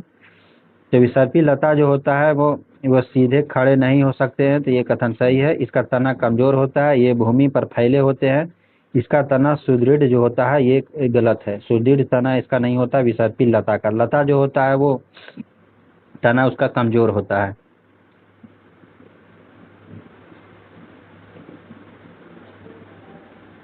आप देख सकते हैं चित्र में ये जो है वो लता है, विसर्पी लता। तो विसर्पी लता की मुख्य विशेषता होती है कि इसका तना जो है वो कमजोर होता है, लचीला होता है, जिससे पौधे सीधे सीधे खड़े नहीं हो सकते। ये भूमि में फैल जाते हैं, इसे विसर्पी लता कहते हैं। और यह जो है वो कुछ पौधों की सहायता से ऊपर चढ़ते हैं। 5 नंबर है कि पौधे कौन कौन से होते हैं। तो पौधे की बात करें तो यह शाख भी पौधा होता है, झाड़ी भी पौधा होता है और वृक्ष भी पौधा होता है। तो उपरोक्त में से सही हो जाएगा ऑप्शन नंबर डी। 6 नंबर प्रश्न है कि ऐसे पौधे जो अन्य वस्तु की सहायता से ऊपर चढ़ते हैं क्या कहलाते हैं? तो यह आरोही कहलाते हैं। जो अन्य वस्तु की सहायता से ऊपर चढ़ते हैं आरोही पौधे कहलाते हैं। यहाँ देख सकते हैं कि कमजोर तने वाले पौधे सीधे खड़े नहीं हो सकते, ये भूमि पर फैल जाते हैं, इन्हें विसर्पी लता कहते हैं। जब कि कुछ जो है वो पौधे की सहायता से ऊपर चढ़ते हैं, ऐसे पौधे आरोही कहलाते हैं। क्या कहलाते हैं? आरोही कहलाते हैं।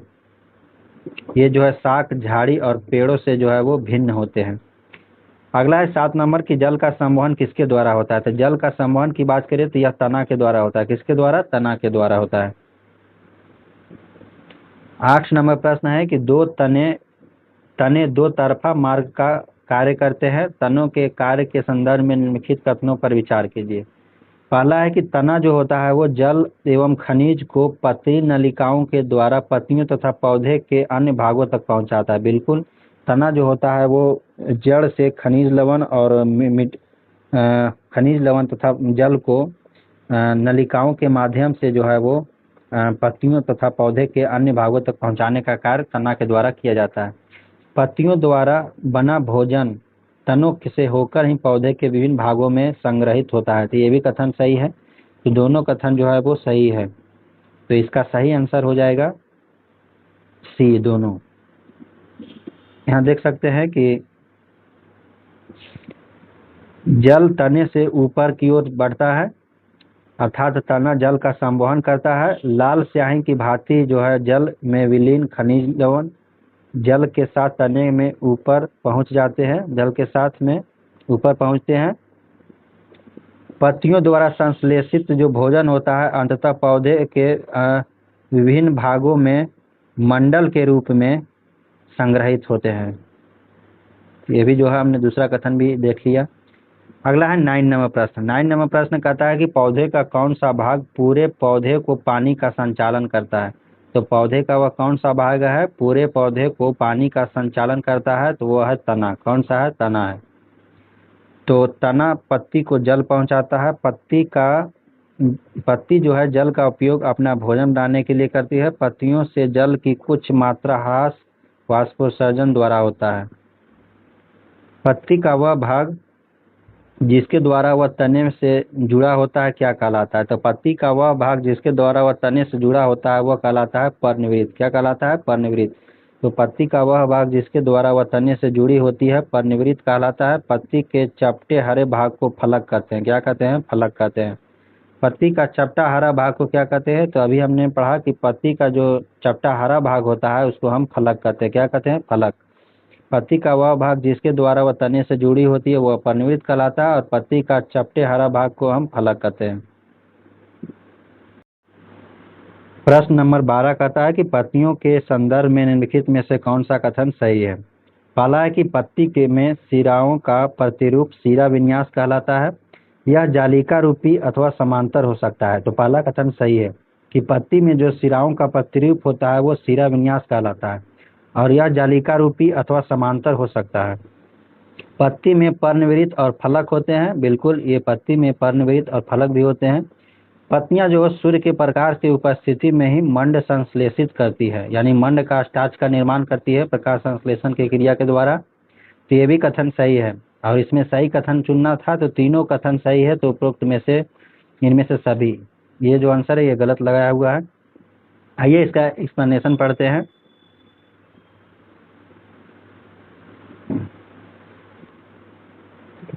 यहाँ देख सकते हैं कि पत्तियों पर सिराओं द्वारा बनाए गए डिजाइन को सिरा विन्यास कहते हैं। यदि यह डिजाइन मध्य सिरा के दोनों ओर जाल जैसा है तो यह सिरा विन्यास जालिका रूपी कहलाता है।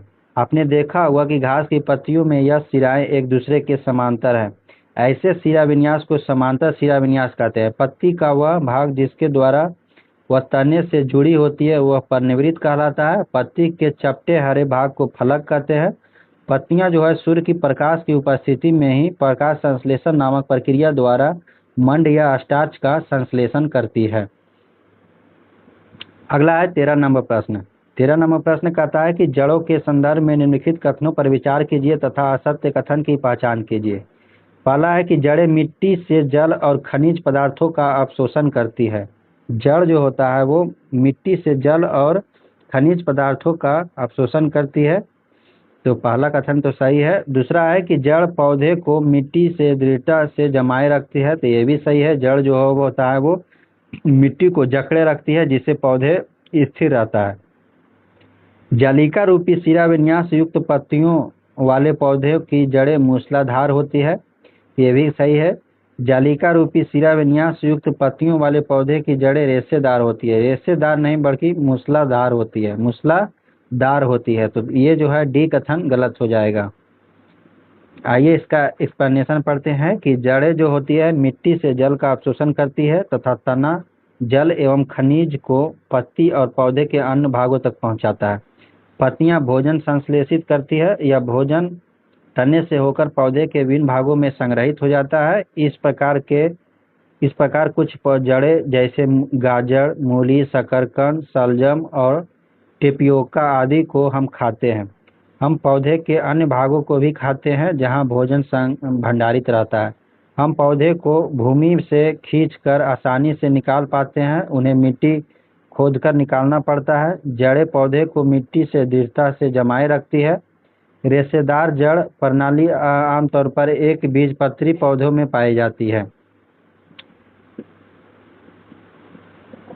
जिनमें समांतर सिरा विन्यास होता है, न कि जालिका रूपी सिरा विन्यास। जालिका रूपी सिरा विन्यास युक्त पत्तियों वाले पौधे जड़ें जो होती है वो मूसलाधार होती है। क्या होती है? मूसलाधार होती है। अगला है 14 नंबर प्रश्न। 14 नंबर कहता है कि निम्न में से कौन सा एक जड़ नहीं है? तो जड़ नहीं है तो क्या गाजर, टोक्योपा और चुकंदर ये सभी जड़ के श्रेणी में आता है और आलू जो होता है वो तना के श्रेणी में आता है। क्या चीज़ के? आलू जो होता है वो आलू हो गया, अदरक हो गया, ये सभी तना के श्रेणी में आता है। यहाँ देख सकते हैं कि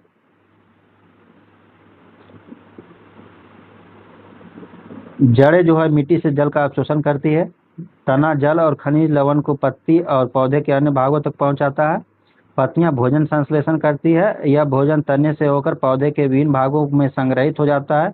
इस प्रकार के कुछ जड़ें जैसे गाजर हो गया, मूली, शलजम, शकरकंद, टोपियोका आदि को हम खाते हैं। तो जड़ के श्रेणी में क्या क्या आ गया? मूली आ गया, गाजर आ गया, शकरकंद आ गया, शलजम आ गया और टेपियोका आ गया। और पौधे के अन्य भागों को भी हम खाते हैं जहाँ भोजन भंडारित रहता है, जैसे आलू एक जड़ नहीं है बल्कि यह एक संशोधित तना है जिसे कंद कहते हैं। किसे क्या कहते हैं? कंद कहते हैं। अगला है कि पौधे के प्रकाश संश्लेषण के लिए आवश्यक नहीं है। तो क्लोरोफिल जो है वो आवश्यक है, ऑक्सीजन जो है वो आवश्यक नहीं है, सूर्य प्रकाश आवश्यक है, जल आवश्यक है। इस प्रकार से पौधे के प्रकाश संश्लेषण के लिए ऑक्सीजन जो है वो आवश्यक नहीं है। अगला है 16 नंबर की जड़ें मिट्टी से अवशोषित करती है। तो जड़ जो है वह मिट्टी से क्या अवशोषित करती है? तो खनिज लवण और पानी, ये दो चीजें जो है वो जड़ मिट्टी से अवशोषित करती है। तो 2 और 3 हो जाएगा, 2 और 3 डी नंबर ऑप्शन में है। 17 है कि अस्त्रिकेसर का भाग नहीं है। तो अस्त्रिकेसर का भाग कौन सा नहीं? तो अस्त्रिकेसर में 3 आता है। एक आता है वर्तिका, वर्तिकाग्र और अंडाशय। ये 3 जो है वो अस्त्रिकेसर का भाग है, बल्कि परागकोश जो है वो अस्त्रिकेसर का भाग नहीं है। तो ऑप्शन नंबर बी हो जाएगा। यहाँ आप देख सकते हैं कि अस्त्रिकेसर में क्या क्या आता है। तो ये वर्तिकाग्र हो जाएगा, वर्तिका हो जाएगा और अंडाशय ये अस्त्रिकेसर में आता है।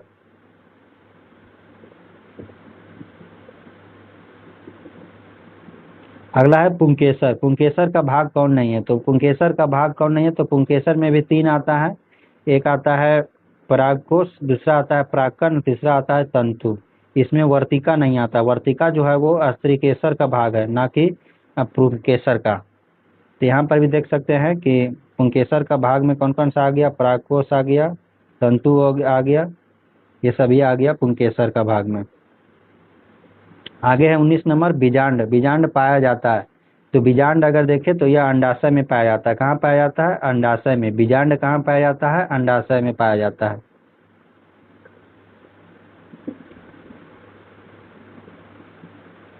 अगला है कि 20 नंबर प्रश्न है कि निम्नलिखित में से असत्य कथन कौन है? असत्य कथन की अगर पहचान करना है तो अस्त्रिकेसर पुष्पों की संरचना सदैव समान नहीं होती है। तो बिल्कुल कि पुष्पों की संरचना जो होती है वो सदैव समान नहीं होती है, ये कथन सही है।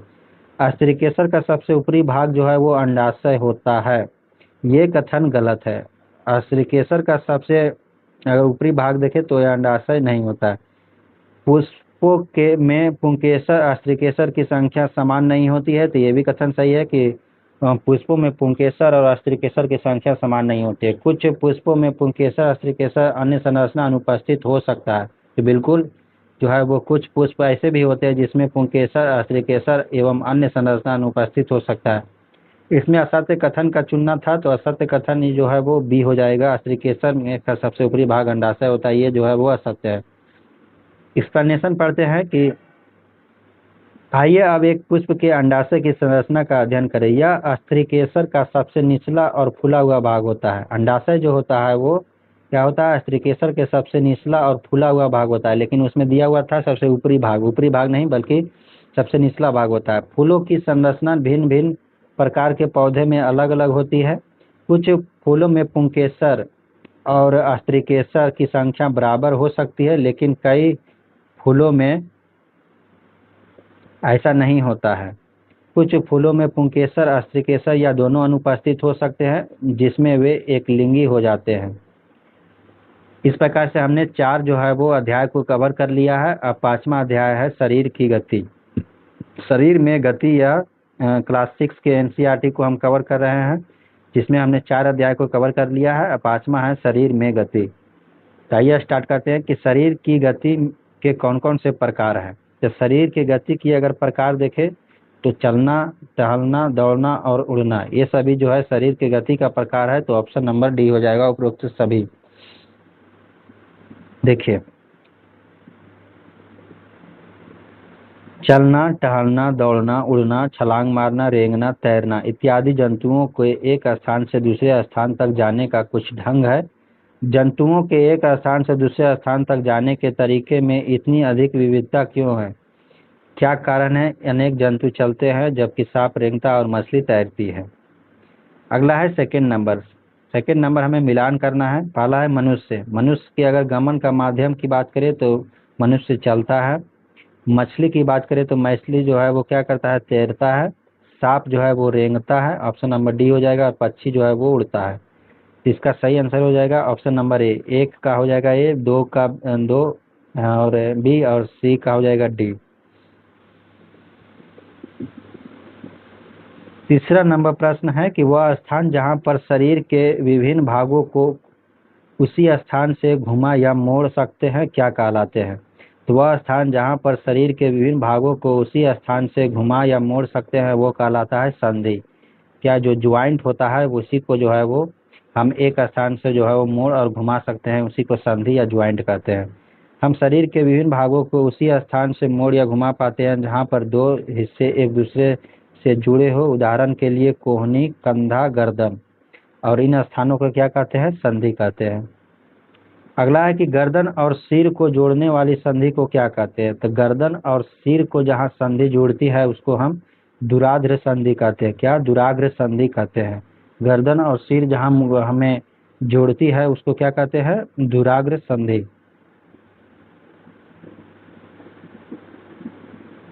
तो गर्दन और सिर के जोड़ने वाली संधि क्या कहलाती है, दुराग्र संधि कहलाती है। इसके द्वारा सिर को आगे पीछे दाएं बाएं घुमा सकते हैं। निम्नलिखित में से कौन सा कथन असत्य है। असत्य कथन की हमें पहचान करना है। तो एक अस्थि का गोल हिस्सा दूसरे अस्थि के कटोरी रूपी गुहिका में धंसा रहता है। तो एक अस्थि का गोल हिस्सा दूसरे अस्थि के कटोरी रूपी गुहिका में धंसा रहता है, ये कथन सही है। दूसरा कि उपरोक्त प्रकार के इस संधि को जो है कंदुक खलिका संधि कहते हैं। तो जब एक गोल हिस्सा दूसरे को कटोरी रूपी में घुसा हुआ होता है तो उसी को हम कंदुक खलिका संधि कहते हैं, ये भी कथन सही है। और हमें असत्य कथन का चुनाव करना था, लेकिन दोनों में से कोई भी कथन असत्य नहीं है, तो ऑप्शन नंबर डी हो जाएगा।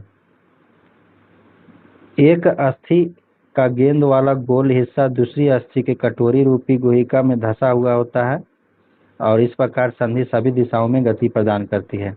निम्नलिखित में से असत्य कथन का चयन करें। ये भी असत्य कथन का चुनाव करना था। तो दुराग्र संधि में बेलनाकार अस्थि एक छल्ले में घुलती है, तो ये सही है कि दुराग्र संधि में जो है बेलनाकार अस्थि एक छल्ले में घूमती है। कंदुक खलिका संधि द्वारा हाथ को पूर्णतः वृत्ताकार रूप में घुमा सकते हैं। बिल्कुल, जो हमारा हाथ होता है वो कंधे से जहाँ सटक होता है वो कंदुक खलिका संधि कहलाता है, और वो वृत्ताकार रूप में हम इसको घुमा सकते हैं। तीसरा है कि हिंज या कब्जा। कब्जा जो होता है वो जैसे गेट देखते हैं कि गेट जो है वो आगे पीछे होता है, उसी को हम हिंज या कब्जा कहते हैं। संधि में केवल आगे और पीछे की एक दिशा में गति हो सकती है, बिल्कुल सही है। कोहनी को दुराग्र संधि कहते हैं, नहीं, कोहनी को जो है वो कब्जा कहते हैं, क्योंकि वो केवल आगे पीछे होता है कोहनी, वो है दुराग्र संधि नहीं होता। दुराग्र संधि में होता है हमें आगे पीछे दाएं बाएं ऐसा भी कर सकते हैं दुराग्र संधि में, कोहनी में ऐसा नहीं होता है। तो ये जो है वो गलत हो जाएगा, डी, ऑप्शन नंबर डी इसमें सही आंसर हो जाएगा। यहाँ देख सकते हैं कि जो हमारा गर्दन होता है वो दुराग्र संधि से जुड़ा होता है। हम गर्दन को आगे पीछे दाएं बाएं घुरा सकते हैं। तो गर्दन और सिर को जोड़ने वाली संधि दुराग्र संधि कहलाता है। इसके द्वारा सिर को आगे पीछे दाएं बाएं घुमा सकते हैं। इन गतियों को करने का प्रयास कीजिए। कुछ यहाँ देखिए, कोहनी में हिंज या कब्जा संधि होता है। कोहनी में क्या होता है, हिंज या कब्जा संधि होता है। केवल आगे पीछे जो है वो एक दिशा में ही गति हो सकती है।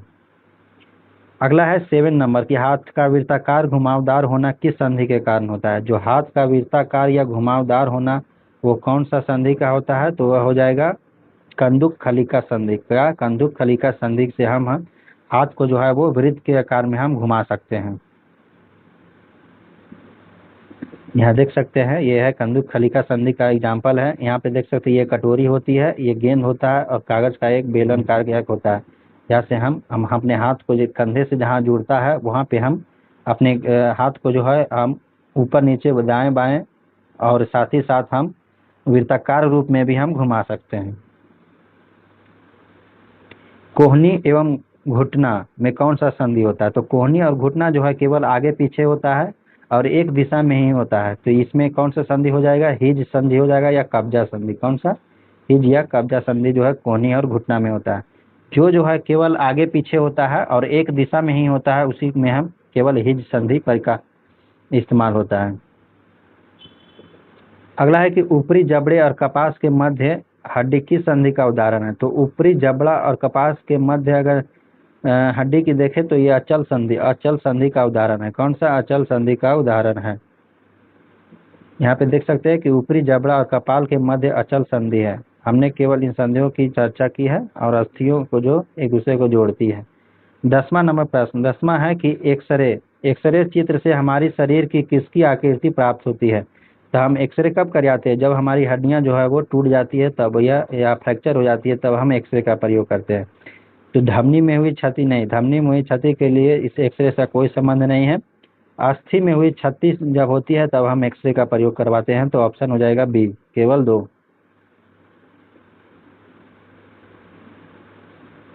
यहाँ देख सकते हैं कई बार चोट लगने पर चिकित्सक एक्सरे करवाते हैं जिनसे उन्हें अस्थियों को हुई संभावित क्षति के विषय में जानकारी प्राप्त होती है। एक्सरे चित्र से हमारे शरीर की अस्थियों की आकृति का जो है वो पता चलता है। 11 नंबर है कि कार्पेल किसे कहते हैं? तो कार्पेल जो होता है वो होता है अनेक छोटी छोटी अस्थियों बनी कलाई। क्या होता है कार्पेल? अनेक छोटी छोटी अस्थियां बनी कलाई होती है, कार्पेल कहलाता है। यहाँ देख सकते हैं कि आप अपनी मध्यमा अंगुली में कितनी अस्थियां हैं, अपनी हथेली के पिछले भाग का स्पर्श करके अनुभव कीजिए।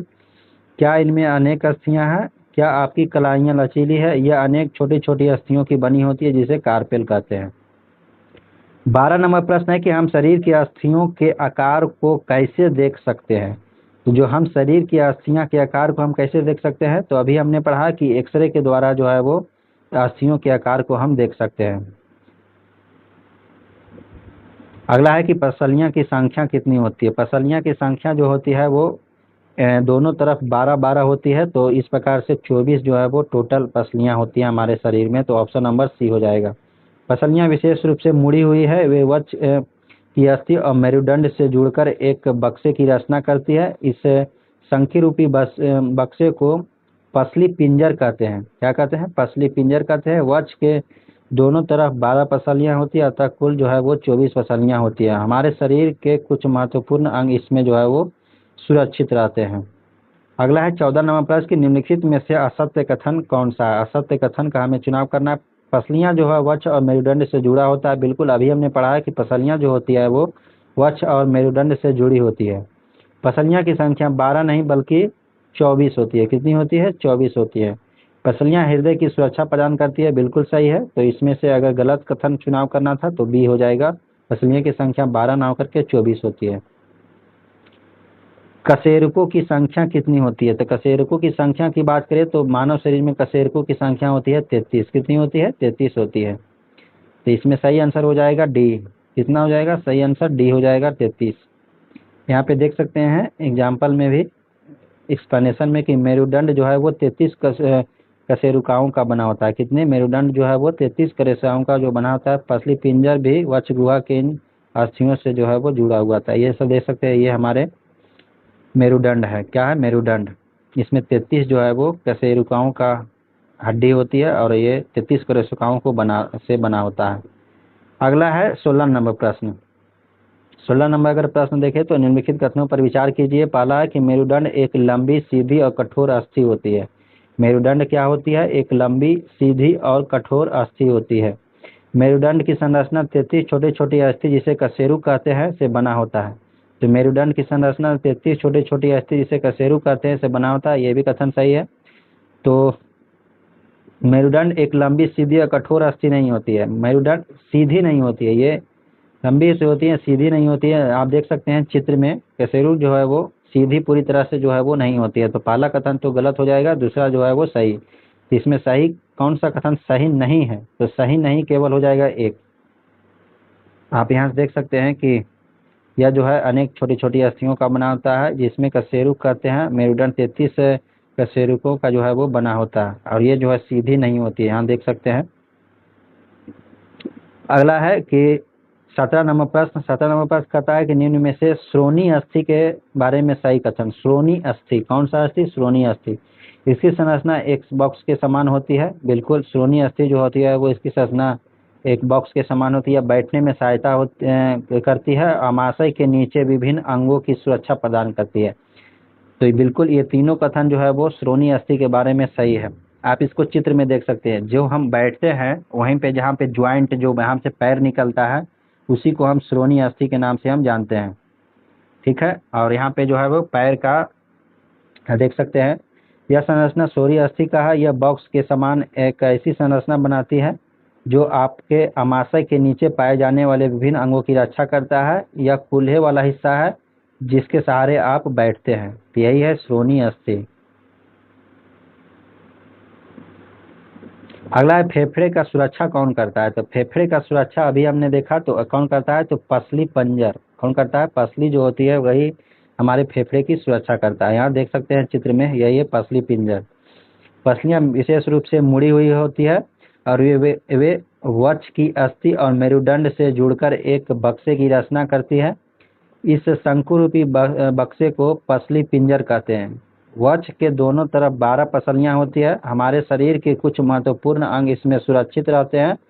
अतः फेफड़े की सुरक्षा जो है वो पसली पिंजर करता है। कौन सा, पसली पिंजर। 19 नंबर है कि निम्न में से कौन जो है वो कौन सा शरीर का भाग क्रिया करने में सहायता करता है। तो आपको बताना है वो कौन सा शरीर का भाग है जो क्रिया करने में सहायता करता है। तो पेशी और अस्थि। कौन सा, पेशी और अस्थि जो है वो क्रिया करने में सहायता करता है। पेशियां की बात करें, पेशियां को मांसपेशियां भी कहते हैं। पेशियां शरीर में गति उत्पन्न करने के लिए सिकुड़ती और फैलती है।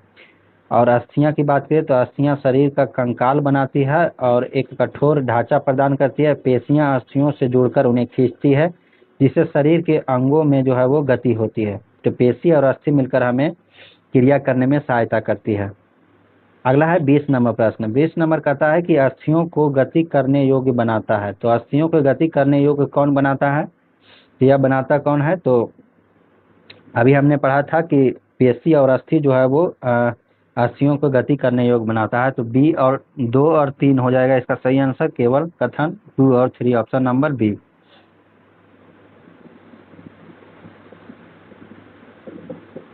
अगला है 21 नंबर प्रश्न। 21 नंबर प्रश्न कहता है कि मानव शरीर की पेशियों के संदर्भ में निम्नलिखित कथनों पर विचार कीजिए।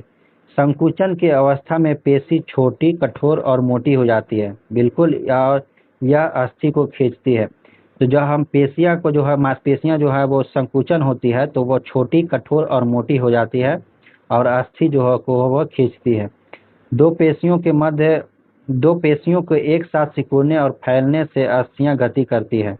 ये भी कथन सही है कि जब दो पेशियां एक साथ सिकुड़ती और फैलती है तो अस्थियां जो है वो गति करती है। दोनों कथन जो है वो सही है। तो इसका सही आंसर हो जाएगा 2 सी। यहाँ पे देख सकते हैं कि संकुचन की अवस्था में पेशी जो है वो छोटी, कठोर और मोटी हो जाती है। यह अस्थि को खींचती है। और एक अस्थि को गति देने के लिए दो पेशियों को संयुक्त रूप से कार्य करना होता है। हम अगर एक अस्थि को गति देना चाहते हैं तो दो पेशियों को जो है वो संयुक्त रूप से कार्य करेगा, तभी वो जो है वो अस्थि गति करेगा। अगला है कि केंचुए के शरीर रचना और उपयोगिता के संदर्भ में निम्नलिखित कथनों में से कौन सा कथन सही नहीं है, ये आपको बताना है। केंचुए का मेरुदंड लंबा, शरीर की पेशियां क्षीण और असंख्य होती है। तो केंचुओं का मेरुदंड लंबा, मुख्य रूप से अगर देखें तो केंचुआ जो है वो मेरुदंड नहीं होता। केंचुओं में मेरुदंड की संख्या नहीं होती है। तो पहला कथन तो हो जाएगा गलत। केंचुए में गति शरीर के पेशियों के बारी बारी से विस्तारण और संकुचन से होता है। बिल्कुल सही है। तो केंचुआ की गति कैसे होती है, तो उसकी जो मांसपेशियां होती है वो संकुचन करती है और विस्तारण करती है, तभी उसमें गति होती है। शरीर की अधः सतह पर शुष्क केंचुए को भूमि पर एकड़ बनाने में सहायक है। ये भी कथन सही है। केंचुआ मिट्टी को उपजाऊ बनाने में सहायक होते हैं। ये भी कथन सही है। तो गलत कथन कौन सा है, तो केवल ए हो जाएगा, जिसमें केंचुए का मेरुदंड जो है वो नहीं होता है। यहाँ पे केंचुए के बारे में संपूर्ण जानकारी दिया हुआ है। तो आइए इसको पढ़ते हैं। केंचुआ जो होता है शरीर के एक सिरे को दूसरे से सटाकर रखे गए अनेक छल्लों से बना प्रतीत होता है। केंचुआ के शरीर में अस्थियां नहीं होती है। क्या होती है, अस्थियां विहीन जो है वो केंचुआ होता है, परंतु इसकी पेशियां होती है। प्रश्न इसमें क्या होती है, पेशियां होती है जो इसके शरीर के घटने या बढ़ने में सहायता करती है। चलने के दौरान जो है वो केंचुआ अपने शरीर के पश्च भाग को भूमि में जकड़े रहता है तथा अग्र भाग को फैलाता है। उसके बाद वह अग्र भाग को भूमि में जकड़ लेता है और पश्च भाग को स्वतंत्र कर देता है। इसके पश्चात यह शरीर को संकुचित करता है तथा पश्च भाग को आगे की ओर खींचता है। इससे वह कुछ दूरी तक आगे बढ़ता है। केंचुआ इस प्रक्रिया को बार बार दोहराते हुए मिट्टी पर आगे बढ़ता है। इसके शरीर में चिकने पदार्थ होते हैं और इसे चलने में सहायता करते हैं। इसके शरीर में छोटे छोटे अनेक सूख बाल जैसी आकृति होते हैं जो सूख पेशियों से जुड़े होते हैं। ये सूख जो होते हैं मिट्टी में उसकी पकड़ को मजबूत बनाते हैं। केंचुआ वास्तव में अपने रास्ते में आने वाले मिट्टी को खाता है। उसका शरीर अनपचे पदार्थ को बाहर निकाल देता है। केंचुआ द्वारा किया गया यह कार्य मिट्टी को उपजाऊ बना देता है, जिससे पौधे को जो है वो फायदा होता है। तो ये सभी जो इंफॉर्मेशन है केंचुओं के बारे में, आपको इसको ध्यान में रखना है। 23 नंबर प्रश्न है कि निम्नलिखित कथनों पर विचार कीजिए। पहला है कि घोंघा का कवच जो है वो इसके बाह्य कंकाल कहलाता है, परंतु यह अस्थियों का बना नहीं होता है। बिल्कुल सही है। घोंघा का जो कवच होता है वो बाह्य कंकाल कहलाता है और यह जो कवच होता है वो अस्थि यानी हड्डी का बना नहीं होता है। पहला कथन तो सही है। दूसरा है कि घोंघे के पेशीय पाद चलने में उसकी सहायता करता है। तो घोंघा का जो पेशीय पाद होता है वो चलने में सहायता करता है। दूसरा कथन सही है। तीसरा कथन है कि यह कवच घोंघे के वजन को संतुलित करता है, इससे भी उसे चलने में सहायता प्रदान होती नहीं। कवच जो है वो चलने में सहायता प्रदान किसी प्रकार भी नहीं करता है। ये कथन जो है वो गलत हो जाएगा। तो इसमें सत्य कथन कौन सा हो जाएगा? ए और दो। इसका ऑप्शन हो जाएगा ए। आइए इसका एक्सप्लेनेशन पढ़ते हैं कि एक घोंघा का पीठ पर एक गोल संरचना होती है, इसे कवच कहते हैं और यह घोंघे का बाह्य कंकाल है, परंतु यह अस्थियों का बना नहीं होता है। यह कवच एकल एकक होता है और यह घोंघे को चलने में कोई सहायता नहीं करता। यह घोंघे के साथ खींचता जाता है। कवच का छेद खोलने पर उसकी एक मोटल मांसल जो है वो संरचना एवं सिर बाहर आते हैं। मोटी संरचना इसका पाद है, इसका क्या है? पैर है, जो दृढ़ पेशियों का बना होता है, जो इसके चलने में सहायता करता है। 24 नंबर की निम्न में से कौन है जो हड्डियां जितना कठोर नहीं होते हैं और जिन्हें आसानी से मोड़ा जा सकता है? तो वह कौन सा है जिन्हें जो हड्डियां जितना कठोर तो नहीं होता है लेकिन उसे आसानी से मोड़ा जा सकता है? वो है उपास्थि, जिसे कार्टिलेज भी कहते हैं। जो अस्थि जितना कठोर नहीं होते और जिन्हें आसानी से मोड़ा जा सकता है वो क्या है? उपास्थि कहलाता है। यह शरीर के संधियों में भी उपास्थि पाई जाती है। शरीर के संधियों में भी उपास्थि पाई जाती है। 25 नंबर प्रश्न कहता है निम्नलिखित में कथनों पर विचार कीजिए। पहला है कि तिलचट्टा के वक्ष से 2 जोड़े पंख भी जुड़े होते हैं। तो बिल्कुल सही है कि तिलचट्टा के वक्ष से भी 2 जोड़े पंख जुड़े होते हैं। उड़ने के वक्त इस वक्ष के पेशियां से गति मिलती है। बिल्कुल सही है। इसका शरीर बाह्य कंकाल द्वारा ढका रहता है। ये भी कथन जो है वो सही है। इसमें 3 जोड़ी जो है वो पैर होते हैं। ये भी कथन सही है। तो इसमें से सभी कथन सही है तिलचट्टा के बारे में। तो ये हो जाएगा उपरोक्त में से सभी, ऑप्शन नंबर सी। आइए इसके बारे में पढ़ते हैं। तो तिलचट्टा जमीन पर चलता है, दीवार पर चढ़ता है और वायु में भी उड़ता है। इनमें 3 जोड़ी जो है वो पैर होते हैं जो चलने में सहायता करते हैं। इसका शरीर कठोर बाह्य कंकाल द्वारा ढका होता है। यह बाह्य कंकाल विभिन्न एककों के परस्पर संधियों द्वारा बनता है, जिसके कारण गति संभव हो पाती है। वक्ष से 2 जोड़े पंख भी जुड़े होते हैं और अगले पैर संकरे और पिछले पैर जो है वो चौड़े और बहुत पतले होते हैं। तिलचट्टे में जो है वो विशिष्ट पेशियां होती है। पैर की पेशियां उन्हें चलने में सहायता करती है। वक्ष की पेशियां तिलचट्टे के उड़ने के समय उसके पैरों को गति देती है। ये सभी तिलचट्टा से संबंधित जानकारी था। अगला है 26 नंबर प्रश्न। 26 नंबर कहता है कि निम्नलिखित में कथनों पर विचार कीजिए। पहला है कि पक्षी की अस्थियां हल्की और कमजोर होती है। तो क्या पक्षी की अस्थियां हल्की और कमजोर होती है? हमें सही कथन का चुनाव करना है। पश्च भाग चलने और बैठने के लिए अनुकूलित होती है। तो ये कथन सही है। यह अस्थियां वायु प्रकृष्ट होती है। तो पक्षी की अस्थियां हल्की तो होती है लेकिन कमजोर नहीं होती है, बल्कि क्या होती है, मजबूत होती है। क्या होती है, मजबूत होती है। तो इस प्रकार से पहला कथन तो हो जाएगा गलत, और 2 और 3 हो जाएगा सही, तो ऑप्शन नंबर बी हो जाएगा। आइए इसका एक्सप्लेनेशन पढ़ते हैं कि